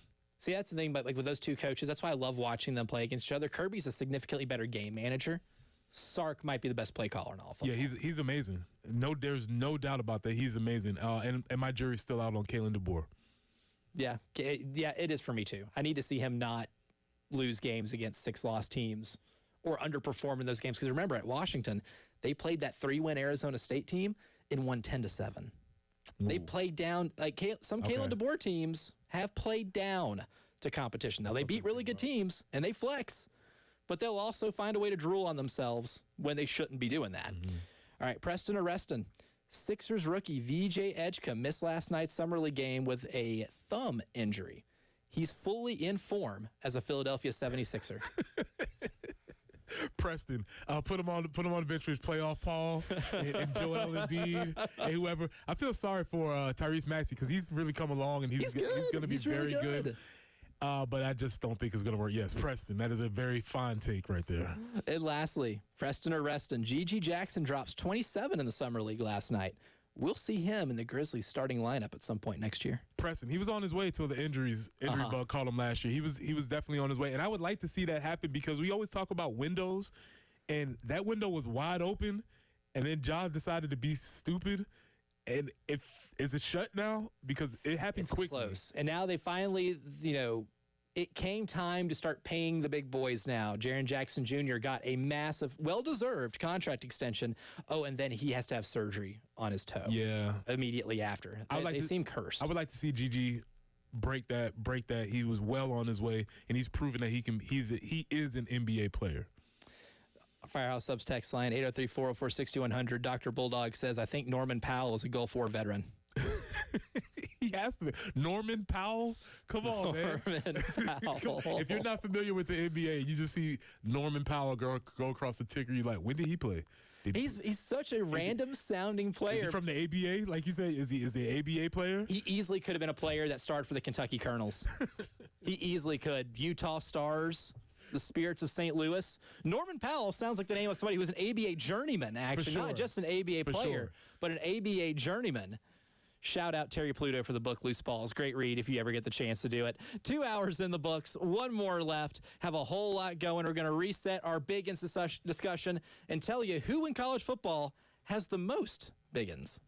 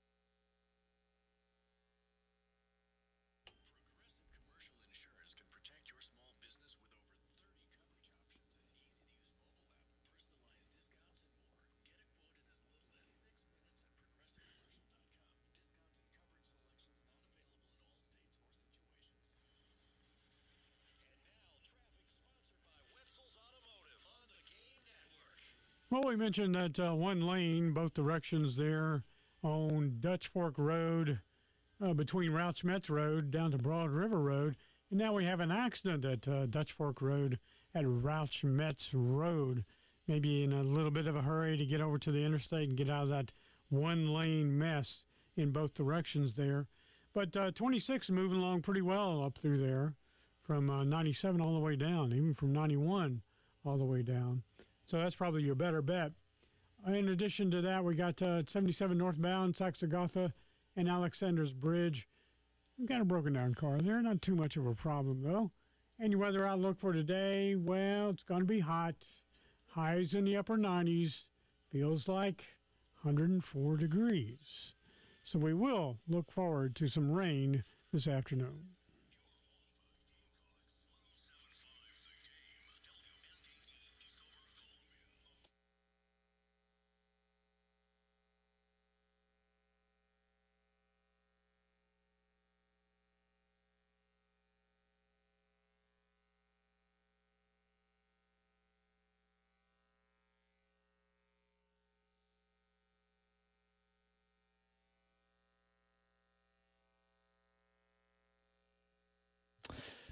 Hour number 3 of the early game starts right now. I'm Elijah Campbell.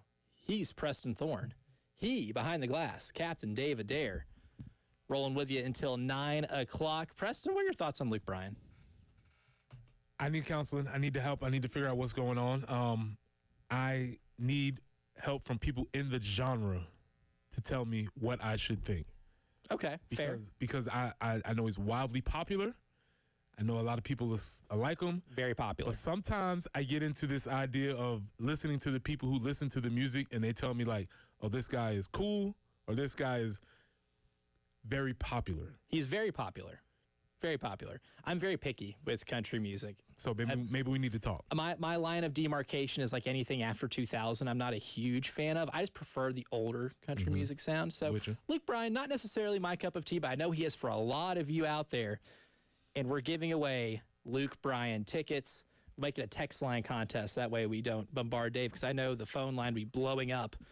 803-404-6100. Text your full name and your email address. And if you're the first texter, you will win a pair of Luke Bryan tickets. I do know he puts on a great show, though. He's a showman. That. Yes, I do know I did work concert security for one of his shows when I was in Franklin, Tennessee. Nice. At a small venue. But, I mean, it looked like a lot of fun. It looked like a ton of fun. So, good luck to everybody texting in. And if you're lucky, then you might be able to win you some tickets. But we're doing more than giving out tickets this hour, too. Message board mayhem in the next segment at 8:30. If you missed it, we're going to revisit the newly invented Biggin Index. It's an early game special. The trademark and the patent's already in the making. We're already figuring all of that out. But we'll tell you what that is. But right now, kind of want to reset. We talked about the run defense in the first part of the show, about how important it is, maybe gave some historical precedent. Really, we kind of established, in terms of average yards per carry, you don't want to give up more than 3.5. You don't want to give up more than 115 yards in a game. That's kind of where things average when it comes to benchmarks for teams that get into the playoff. But on the flip side, you got to be able to run the ball and control things a little bit. We did a little bit talking about South Carolina's Biggins. But the running back room, and we might be getting an answer soon. I know Scott Hamilton from the Post and Courier mentioned that July 9th might be that target date for the ruling on Rasul Faison. How vital do you think, Preston, the Rasul Faison ruling is when it comes to projecting what the running back room for South Carolina can look like? And if it is a no, I have a gut feeling that it is. I don't feel great about it because it has taken so long. What does good enough look like for this running back room? Ooh, that's a really interesting question, because I asked you yesterday to come up with to figure out what the yards after contact were for some of the running backs. It's a sliding scale. If Rasul Faison is not running back one because of the ruling, then that means this offensive line is going to have to step up. They're going to have to be markedly better than they were last year, because that means I don't think that there's anybody in the running back room who is capable of doing what Rocket Sanders did last year. Mm-hmm. Like Lenoris, a lot of times Rocket made a lot of somethings from nothing. And I don't know if there's anybody in the running back room that's capable of doing that this year. Rocket Sanders last year rushed for 675 total yards after contact. And on average, he was picking up 3.69 yards after contact per attempt. So whenever somebody got a hand on him, he was still picking up almost 4 yards. So after that. So when we hear that number, because a lot of times we got to give context to the numbers. One more time, give the number of average after contact. His average after contact for each rush is 3.69 yards. Now, if you look at what he did for the entire season in terms of rushing, he had one of the higher totals in the SEC last year. I believe he was 3rd or 4th in the league with rushing yards. 675 of those came after contact. Yeah, so a majority of his yardage last year came after he was already contacted. Which is a good stat for Rocket, a bad stat for the offensive line. Right? Yes. So Rocket, great, extra effort, running through tackles, making people miss, et cetera, et cetera. Offensive line, that means, hey, we missed a lot of blocking assignments on the first level. He wasn't able to get to the second level clean where he could do things and have some of those one-on-one matchups. That's going to be a problem. They're going to need to markedly improve on that specific statistic, especially when I don't think the guys that are in the running back room, who I think are adequate, and like you say, maybe good enough, maybe not explosive or unique enough to be able to make as many people miss as Rocket did. And for example, too, to kind of give you context, Dylan Sampson was the leading rusher in the SEC last year. And he gained a lot of yards after contact, but not as much as Rocket Sanders. Really, when you look at the top 5 rushers in the SEC last year, the only running back who gained more yards on average after contact was Jarquez Hunter from Auburn. And look what Auburn's results were. It wasn't very good. Right. It's a double-edged thing. You want your running back to be able to gain yards after contact. The other one, and we didn't look this up, is yards first contact. I believe is another offensive line, another analytic that I'm cool with because that does measure something. And so maybe we should go look at that and see what the yards with first contact was because if you just use your eyes a lot last year, it felt like he was getting hit before he got going often last year. Yes, it was really an alarming amount of times. The run blocking, I feel it was inconsistent. There were some games where it was really good, right? I think the offensive line mauled LSU, which at the same time, who in the SEC didn't maul LSU. But there were a lot of times last year where the run blocking was really good. And you see the glimpses, right? Like there'd be a couple times where I would jot down during the game, like, wow, Torricelli Simpkins really got out there in space and cleared the way. Or Vershawn Lee really created a hole, at the middle of the field. I just don't think you didn't get that consistently, right? And that kind of explains why someone like Rocket had to rush for 675 yards after contact. I don't know if you have that type of runner. Oscar Attaway is more of a bruising type runner. He's not going to win a ton of track meets, but he is a good carrier of the football, and he's got a consistent track record of being a really good number 2 back. I think Oscar Attaway I kind of identify as almost the perfect number 2 change of pace back.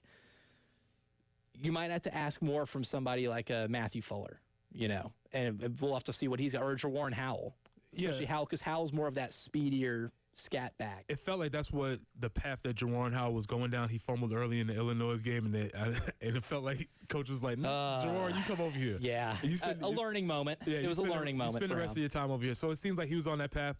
I do think he has that type of game-breaking speed and ability where he can make something happen. But then you get into the flip side of if he's getting hit behind the line of scrimmage, does he have a chance to get going? So all of this boils down to, is the O-line going to be better at consistently making and blocking people? It's amazing how many things in football all ultimately come back to the effectiveness of your biggins. And we talked about Boaz Stanley a lot yesterday. And if you missed that and you want more insight, just go to our YouTube page, and Preston broke it down really good. Because I think Boaz Stanley might be the most important because of his versatility. Now, you hope he can be the starting center for the entire year because that means left guard and right guard are taken care of. And I think you feel good about what you got at the tackles, especially with Josiah at left tackle being the blind side protector of Lenoris. But, man, I think the one thing offensively that can hold them back is the run game because that just puts more pressure. Like, I'm a big fan of Lenoris' passing ability. I don't buy a lot of the online discourse that he's not a very good passer. That's all rooted mostly in stereotype and not fact because Lenoris was a very accurate downfield passer. But just from a football philosophy standpoint, if you're forced to throw the ball 45 times a game, the things that you're opening yourself up to in terms of turnover and error is significantly larger. And now the defense is one thing. I think the defense should be good enough to where they hold opponents to less than 20 points a game on a normal basis. But offensively, you don't want to have to ask Lenoris, hey, we need you to throw the ball 45 times a game. We're getting nothing in the run game. It makes you more predictable. And I know Mike Shula, as a play caller, absolutely doesn't want to have the running back or the running game taken away from him. And you don't want, as good as a runner as Lenoris Sellers is, you don't also want to ask him to run the ball 15 times. Well, that's the X factor in all of this. How much are they going to use Lenoris as in the running game, directly part of the running game, not dropping back and scrambling, but how much is he going to be a direct part of the running game? I would argue that if Rasul Faison is not available, you probably have to turn that Lenoris Sellers notch up a little bit. And while that will be explosive, that will be exciting, I don't know how much that lends towards the long-term health of your team. Yeah, health and success, exactly. But then, in terms of thinking optimistically, I like to consider myself an optimist. Garnet glasses? Yes, I'll put the garnet glasses on. The NCAA says, hey, sorry, we goofed. We lost paperwork, or we've been really lazy the last 7 months. Everybody's been on vacation. That's why we didn't get to your case. But you're good to go, man. You're good. Yeah, we have all your paperwork. You're good. Played this last year. Rasul Faison plays. I feel like he is that type of runner because it's not like he had a ton of offensive line support at Utah State, still rushed for over 1,000 yards. You have a bell cow back at least that I think you could feel pretty comfortable giving the ball to 15, maybe even 20 times in a game, and then you can reserve Oscar Attaway for what he does best, and that's being that change of pace back. That would be ideal.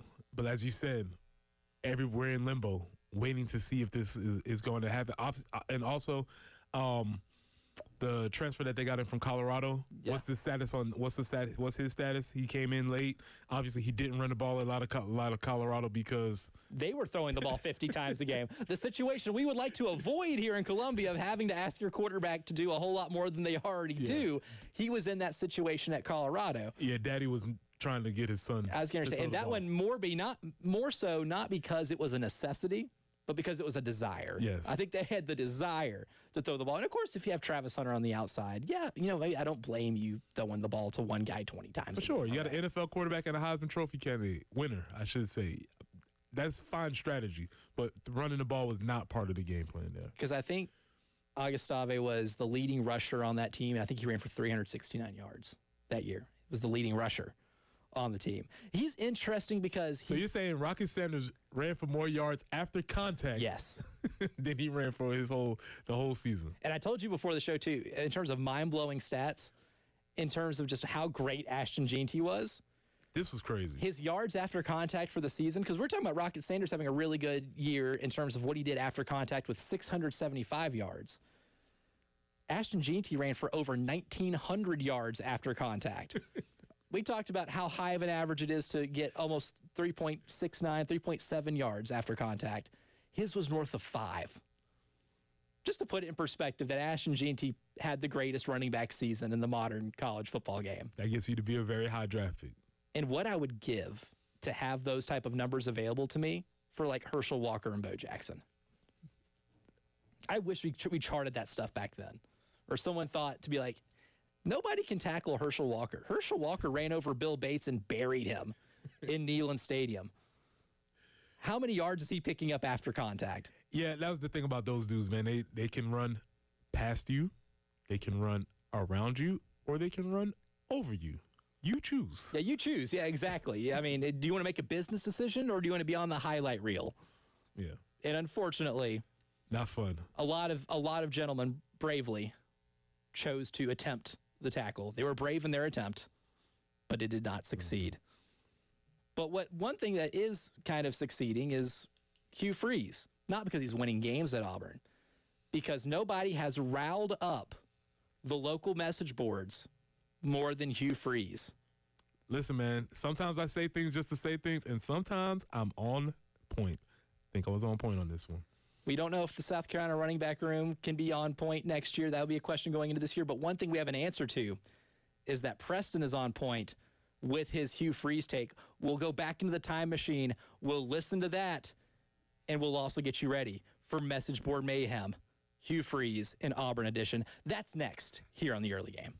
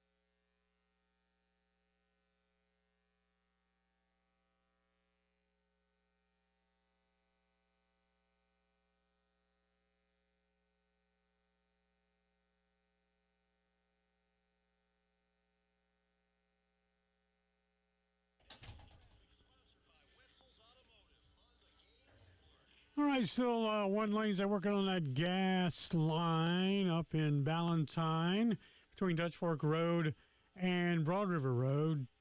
And Route Schmitz Road, all that there, down the one lane, both directions. There is an accident now, Dutch Fork Road at Route Schmitz Road. Weather outlook for today, increasing cloudiness, but highs in the upper 90s. Going to feel like it's 104 degrees for your heat index.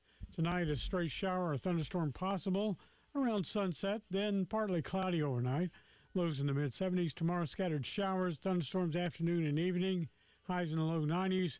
Your weekend outlook, Saturday and Sunday, partly cloudy skies, highs in the low 90s for both days, and a chance, of course, of afternoon thunderstorms.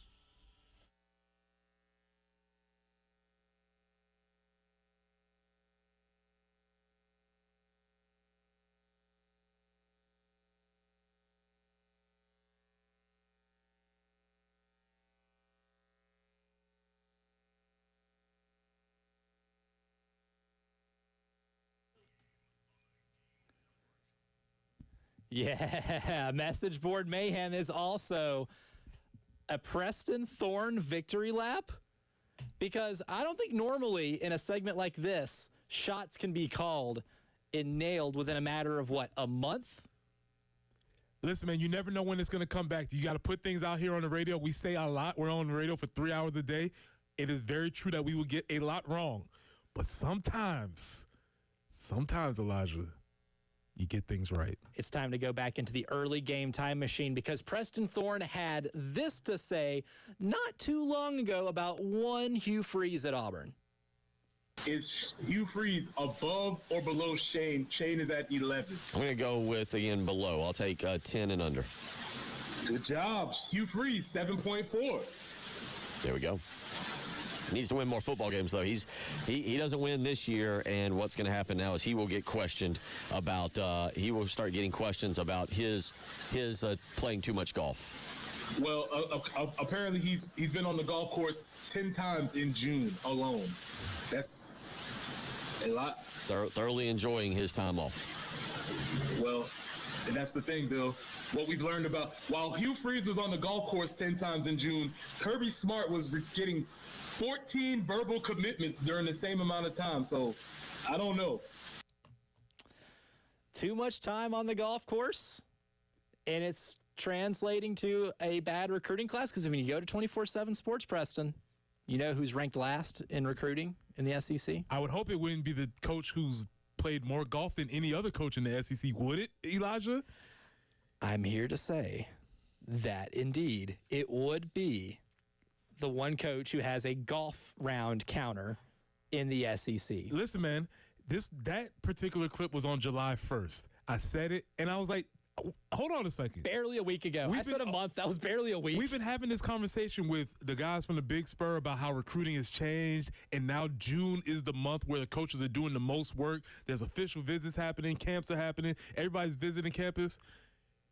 This guy's been on the golf course, update, 12 times in the month of June. He's gone 2 more times since then. In the month of June, he went to the golf course 12 times.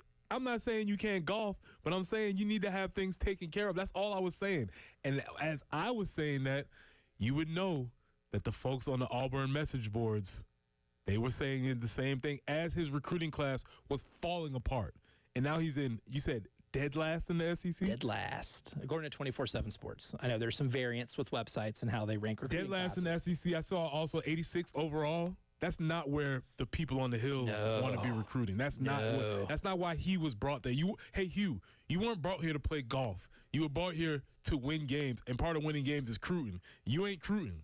Yeah, I mean, you're not bringing in Robert Kimdichis like he did at Ole Miss. He's not bringing in Laramie Tunsil's. Well, Elijah, that pathway has been available to everybody now. It's available to everybody now, so you could say maybe that recruiting field has, evened out a little bit, maybe a little leveled.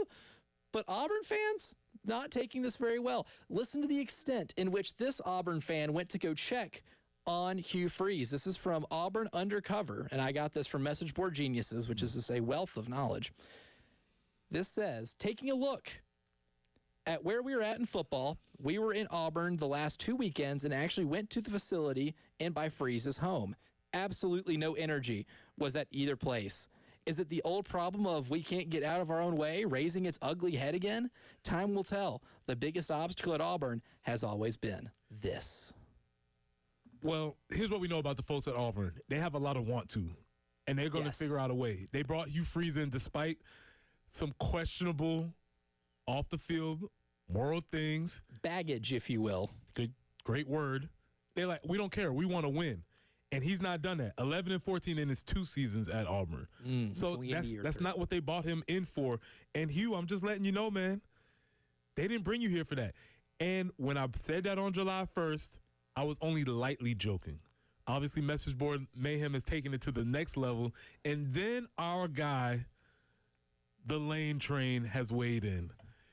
Lane Kiffin has weighed in on top of, and this is a class, and maybe Hugh Freeze is ignoring the outside noise. Maybe he's not paying attention. But Hugh Freeze posted on his Twitter account that him and some of his friends won some type of golf contest over the weekend.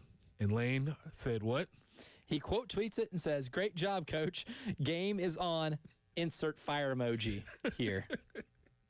Lane's like, "Great job. Keep doing it. Keep golfing. I'll take all of the talent from your state." Lane's never going to miss a chance to throw a shot, right? Absolutely but not. Hugh, you can't set yourself up for this one. If little old Preston in Columbia, South Carolina, halfway joking, not really understanding golf, is like, "Hey, man, I don't think you need to be playing this much golf during the most important time of the calendar for coaches.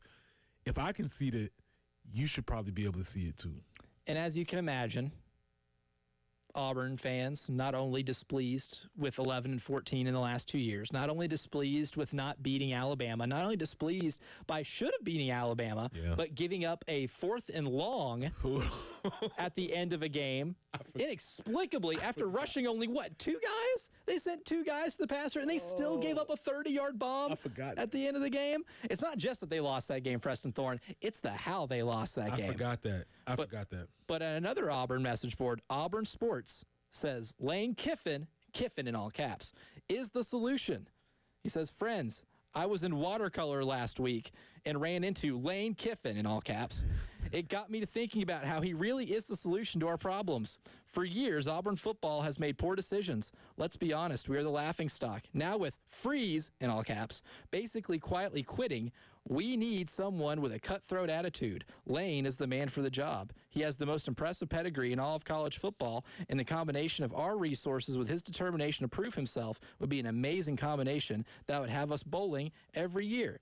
I know we tried last time, but now that Bama passed on him, we have a real opportunity to make the right decision. War Eagle, let's hire Kiffin in all caps." That is a great message board post right there, because you think he did it on his phone and it just autocorrects to uppercase Kiffin every time he writes that word. He's been writing it so much that he's like, it has to be positive Kiffin. The Occam's razor in me says that is the most likely solution. That is the best possible explanation. But the chaos agent in me wants to say that he's doing because he's yelling as he's typing it. And the yelling whenever he mentions Kiffin or Freeze makes me want to believe that the post was done in a mental state of being unhinged. Hey, listen, man. All I'm here to tell you, Hugh, is relax on the golf. It's not a good look right now. I know you want to play. I know you're recovering from some very serious life issues, and we get it. Mm-hmm. Yep, understandable. But the golf is not a good look right now. Get that recruiting game up, then you can go back up. But until then, sir, you are barred from. It would be funny if he just pulls up to any Auburn golf course and they're like, "Coach, no, absolutely not. You're not allowed here. Not until you recruit a biggin. Because you know how many biggins they've recruited? 0. As many as me and you have recruited. Come on, Hugh. You got a 0 on the biggin index, and you're playing multiple rounds of golf? We can't do that. They only had 10 biggins last year, which is only one above the lowest in the SEC, which was Missouri, with 9. What's a biggin, you may ask? Well, this morning we unveiled the Biggin Index, a product of the early game. We'll catch you up on that when the early game continues.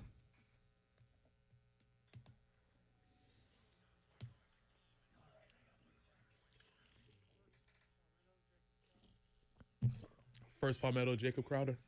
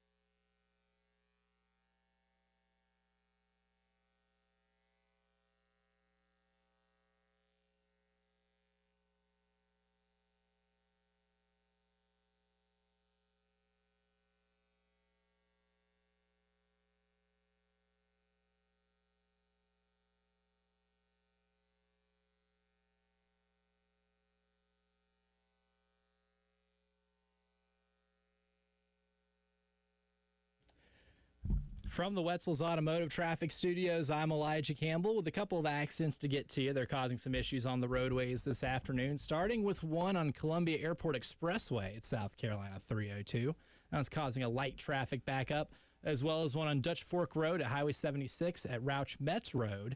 And lastly, also on Dutch Fork Road, Highway 76, there's some gas main work that's only allowed one lane open in each direction. Avoid that if you can. That's on Dutch Fork Road, Highway 76, both east and westbound between Rouch Metz Road and US 176 at Broad River.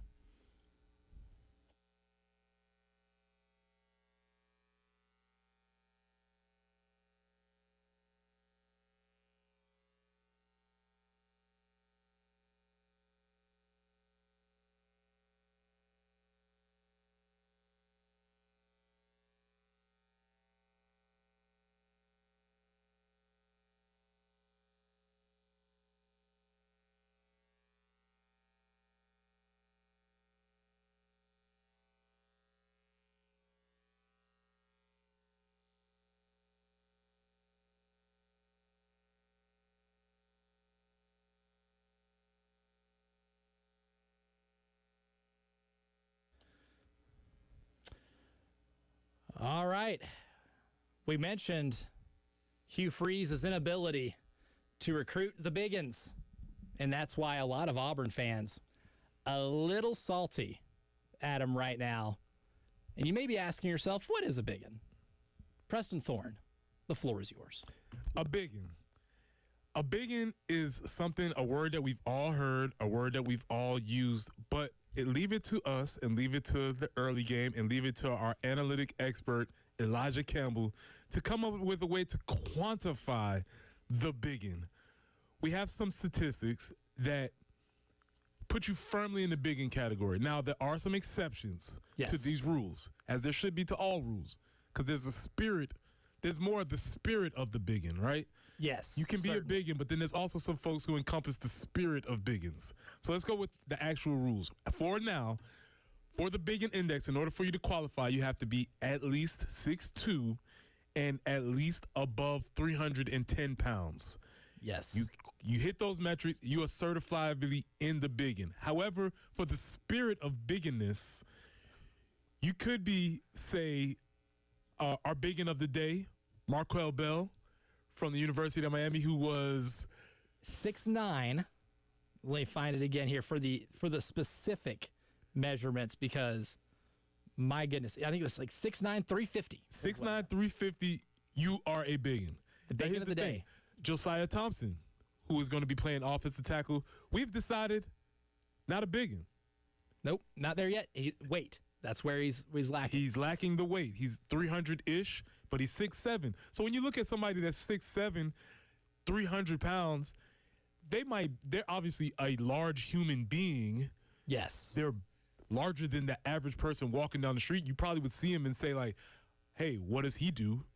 But you're not going to call him a biggin because he doesn't quite qualify. Whereas our guy, Caden Proctor, 6'6", 360-ish. Yep, ish, which we've also determined means he's closer to 370. If someone says that for an offensive lineman that you're in the ballpark of something and they're not giving you the specific number, you're probably a little bigger than what 1,000% is advertised. And so our guy Elijah diligently went through the SEC, and Elijah, we have the biggin index.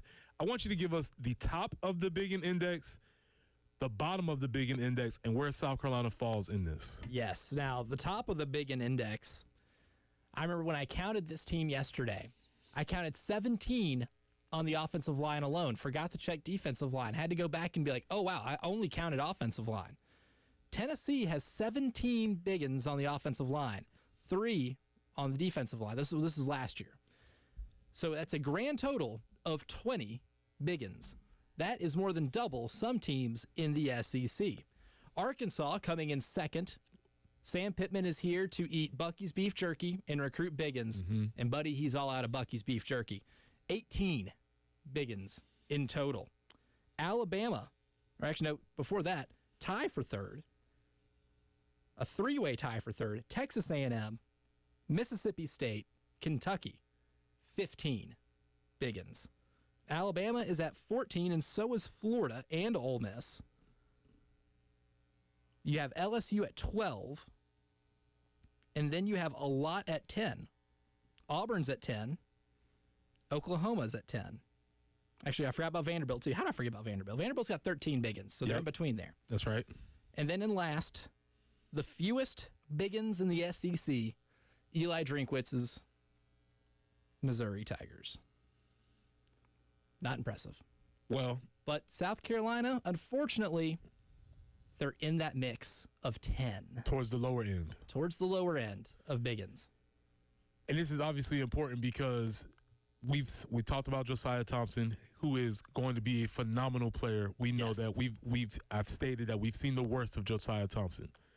The worst of Josiah Thompson was freshman All-American. He's only going to be on a rocket ship getting better. But also, this team and staff, Lonnie Teasley, not Nate Atkins, Coach Atkins, Sam Serby, they've done I think you could qualify them as being on an O-line heater Yes. as far as recruiting is concerned, Absolutely. right? And so this is the first time in a long time, or maybe ever, where South Carolina has the blue chip type depth on the offensive line as far as recruiting is concerned. And so now what we're going to need to see is does it match up with the output of performance on the field? This is where the big D word comes in. Development. Anybody can accumulate Biggins. Anybody can just find the largest of fellas in the country and bring them to your campus. But if they can't do that same skill set that you mentioned, the sidestepping and being able to stay in front of a very quick defensive lineman or Possibly an edge another rusher, biggin? possibly another Biggin, because on the interior in the trenches, it's Biggins v. Biggins, right? If you're able to stop them from getting into the backfield, or if you're able to be on the offensive and move them away so your running back can pick up 5 or 6 yards before they're contacted, that's what matters. And the thing with Arkansas is Sam Pittman's a pretty good developer of offensive line talent. One of the best, One of the best. historically. But they're lacking in other areas that kind of keep the offense back. And that's a lot of at the what we consider the skill position players, even though I think being a left tackle or right tackle is probably the toughest skill to master at this level and in the NFL as well. It's almost impossible. I talked about it. Like, you have to do your whole job going backwards. That's sometimes hard. in reverse. And then, oh, by the way, there's a guy named Dylan Stewart who's coming after you. Or, on the next level of Myles Garrett. Or, like these ridiculous. See, as a left tackle, sometimes you are a biggin, but then the biggin has to line up against the freak, which is a whole nother athlete, a whole nother category of athlete, right? So you might have these biggins across the line, but then you have Dylan Stewart, who would fall into the category of freak athlete. And biggin versus freak athlete is the matchup that you see consistently. And that's what those two dudes get paid a lot of money in college now. Yeah, in college now, yes, In thankfully. college now. But in the NFL, the biggin and the freak will get paid a lot of money to go against each other. There's a direct correlation between how good your Biggins are and how many games you win. Mm-hmm. So development for South Carolina, they may not have a ton on the roster last year, but they are tied for second in terms of recruiting class Biggins. They have 2 in the class so far. That's tied with LSU, Texas, Tennessee, and Arkansas, and Kentucky. Throw Kentucky in there as well. But a lot of schools with just 1, several schools with 0. Georgia and Auburn in that group of 0. The team with the most Biggins in the recruiting class for 2026 right now, Florida with 3. Really interesting. You can bet that some of those Georgia players will develop into biggins. I can guarantee that. I'm sure they have the height. They will guarantee. I'm sure they'll get that weight to that point. Auburn, as we talked about last segment, not so sure. We don't know what's happening there, and they have a lot of work to do as far as their recruiting class is concerned. That's one thing I've learned today, is that Hugh Freeze has lost contain on the Auburn fan base. But as we'll do every day here on the early game, it's time to wrap up the show and tell you what we learned today on Tuesday, July 8th. You're listening to the early game.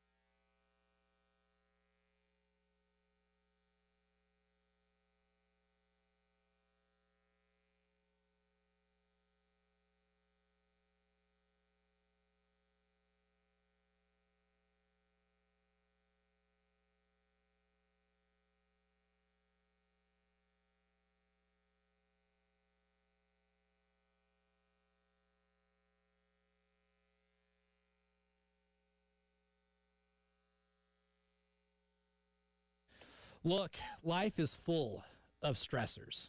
And anytime somebody can take one of those away from you, it's a plus. And if you're listening to this right now and you're saying, Elijah, taxes are stressing me, fear not, because my friends at the Ecton Law Firm, they're here for you. Let the stresses of those taxes be taken care of by the Ecton Law Firm. You can set up a free consultation today. Give them a call, 803-771-9800, because they have a local team that is resolving income or business tax issues for good. And they've done it for many, many people. And at the Ecton Law Firm, they understand those challenges.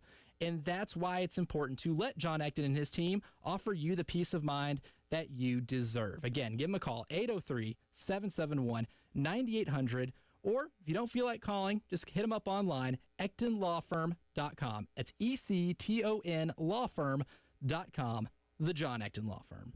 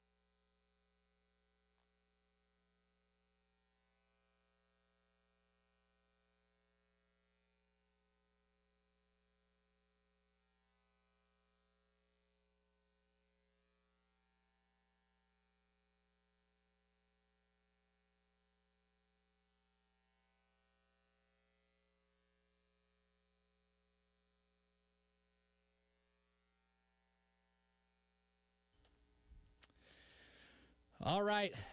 We've gone through 2 hours and 45 minutes of content here on the early game. I hope y'all were taking notes. I know I was, because it's time to wrap up today's show by talking about what it is that we learned. Preston Thorne, you're an expert in public education. You're an educator yourself. You've been taking notes. That page is full. What did you learn today? Well, Elijah, I learned a lot about YAC. YAC, yes. Yards after contact. Not today. just after catch. That's not after catch. Multifaceted. Correct. I acronym. learned a lot about YAC today, and what the statistic that wowed me the most was that you said it was twofold. You said that Rocket Sanders had 675 yards after contact. Mind blowing in itself. My first thought was, wow. Then my second thought was, ooh, wow. Because Twofold. while it's good that he had a lot of yards after contact because he's running hard, he's breaking tackles, he's stunned the thighs, they can't get him. It's not good that he had so many times where he was hit before the line of scrimmage. Not ideal. And so that was something that I did not think about. And then to up that, I want to fact check this. Did you say Austin Genty had 1,900 yards after contact?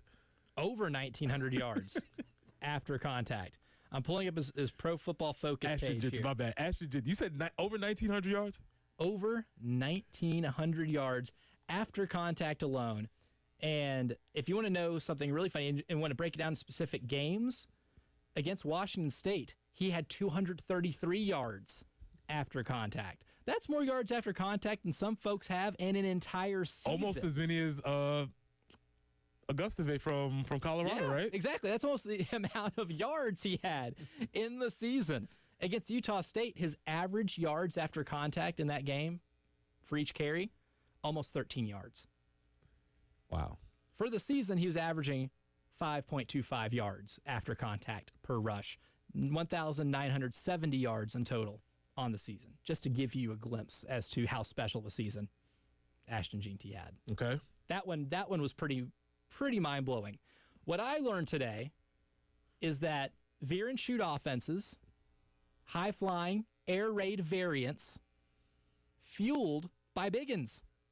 When embarking on this journey to find out who in the SEC is hoarding all the big fellas, and when I saw that Tennessee had 17 specifically on the offensive line, more than some programs in the SEC have in total, I was like, wow, wouldn't have realized that. I know that they run the ball a lot because it helps whenever the box is never loaded because you have receivers spread out all over the field, very spread out offense, and that a lot of the running game is usually because you have advantageous situations with how the defense lines up to counteract your formation. And then I look at Mississippi State. Jeff Lebby runs the exact same offense. I was not expecting to see Mississippi State have 15 Biggins on the team, mostly on the offensive line.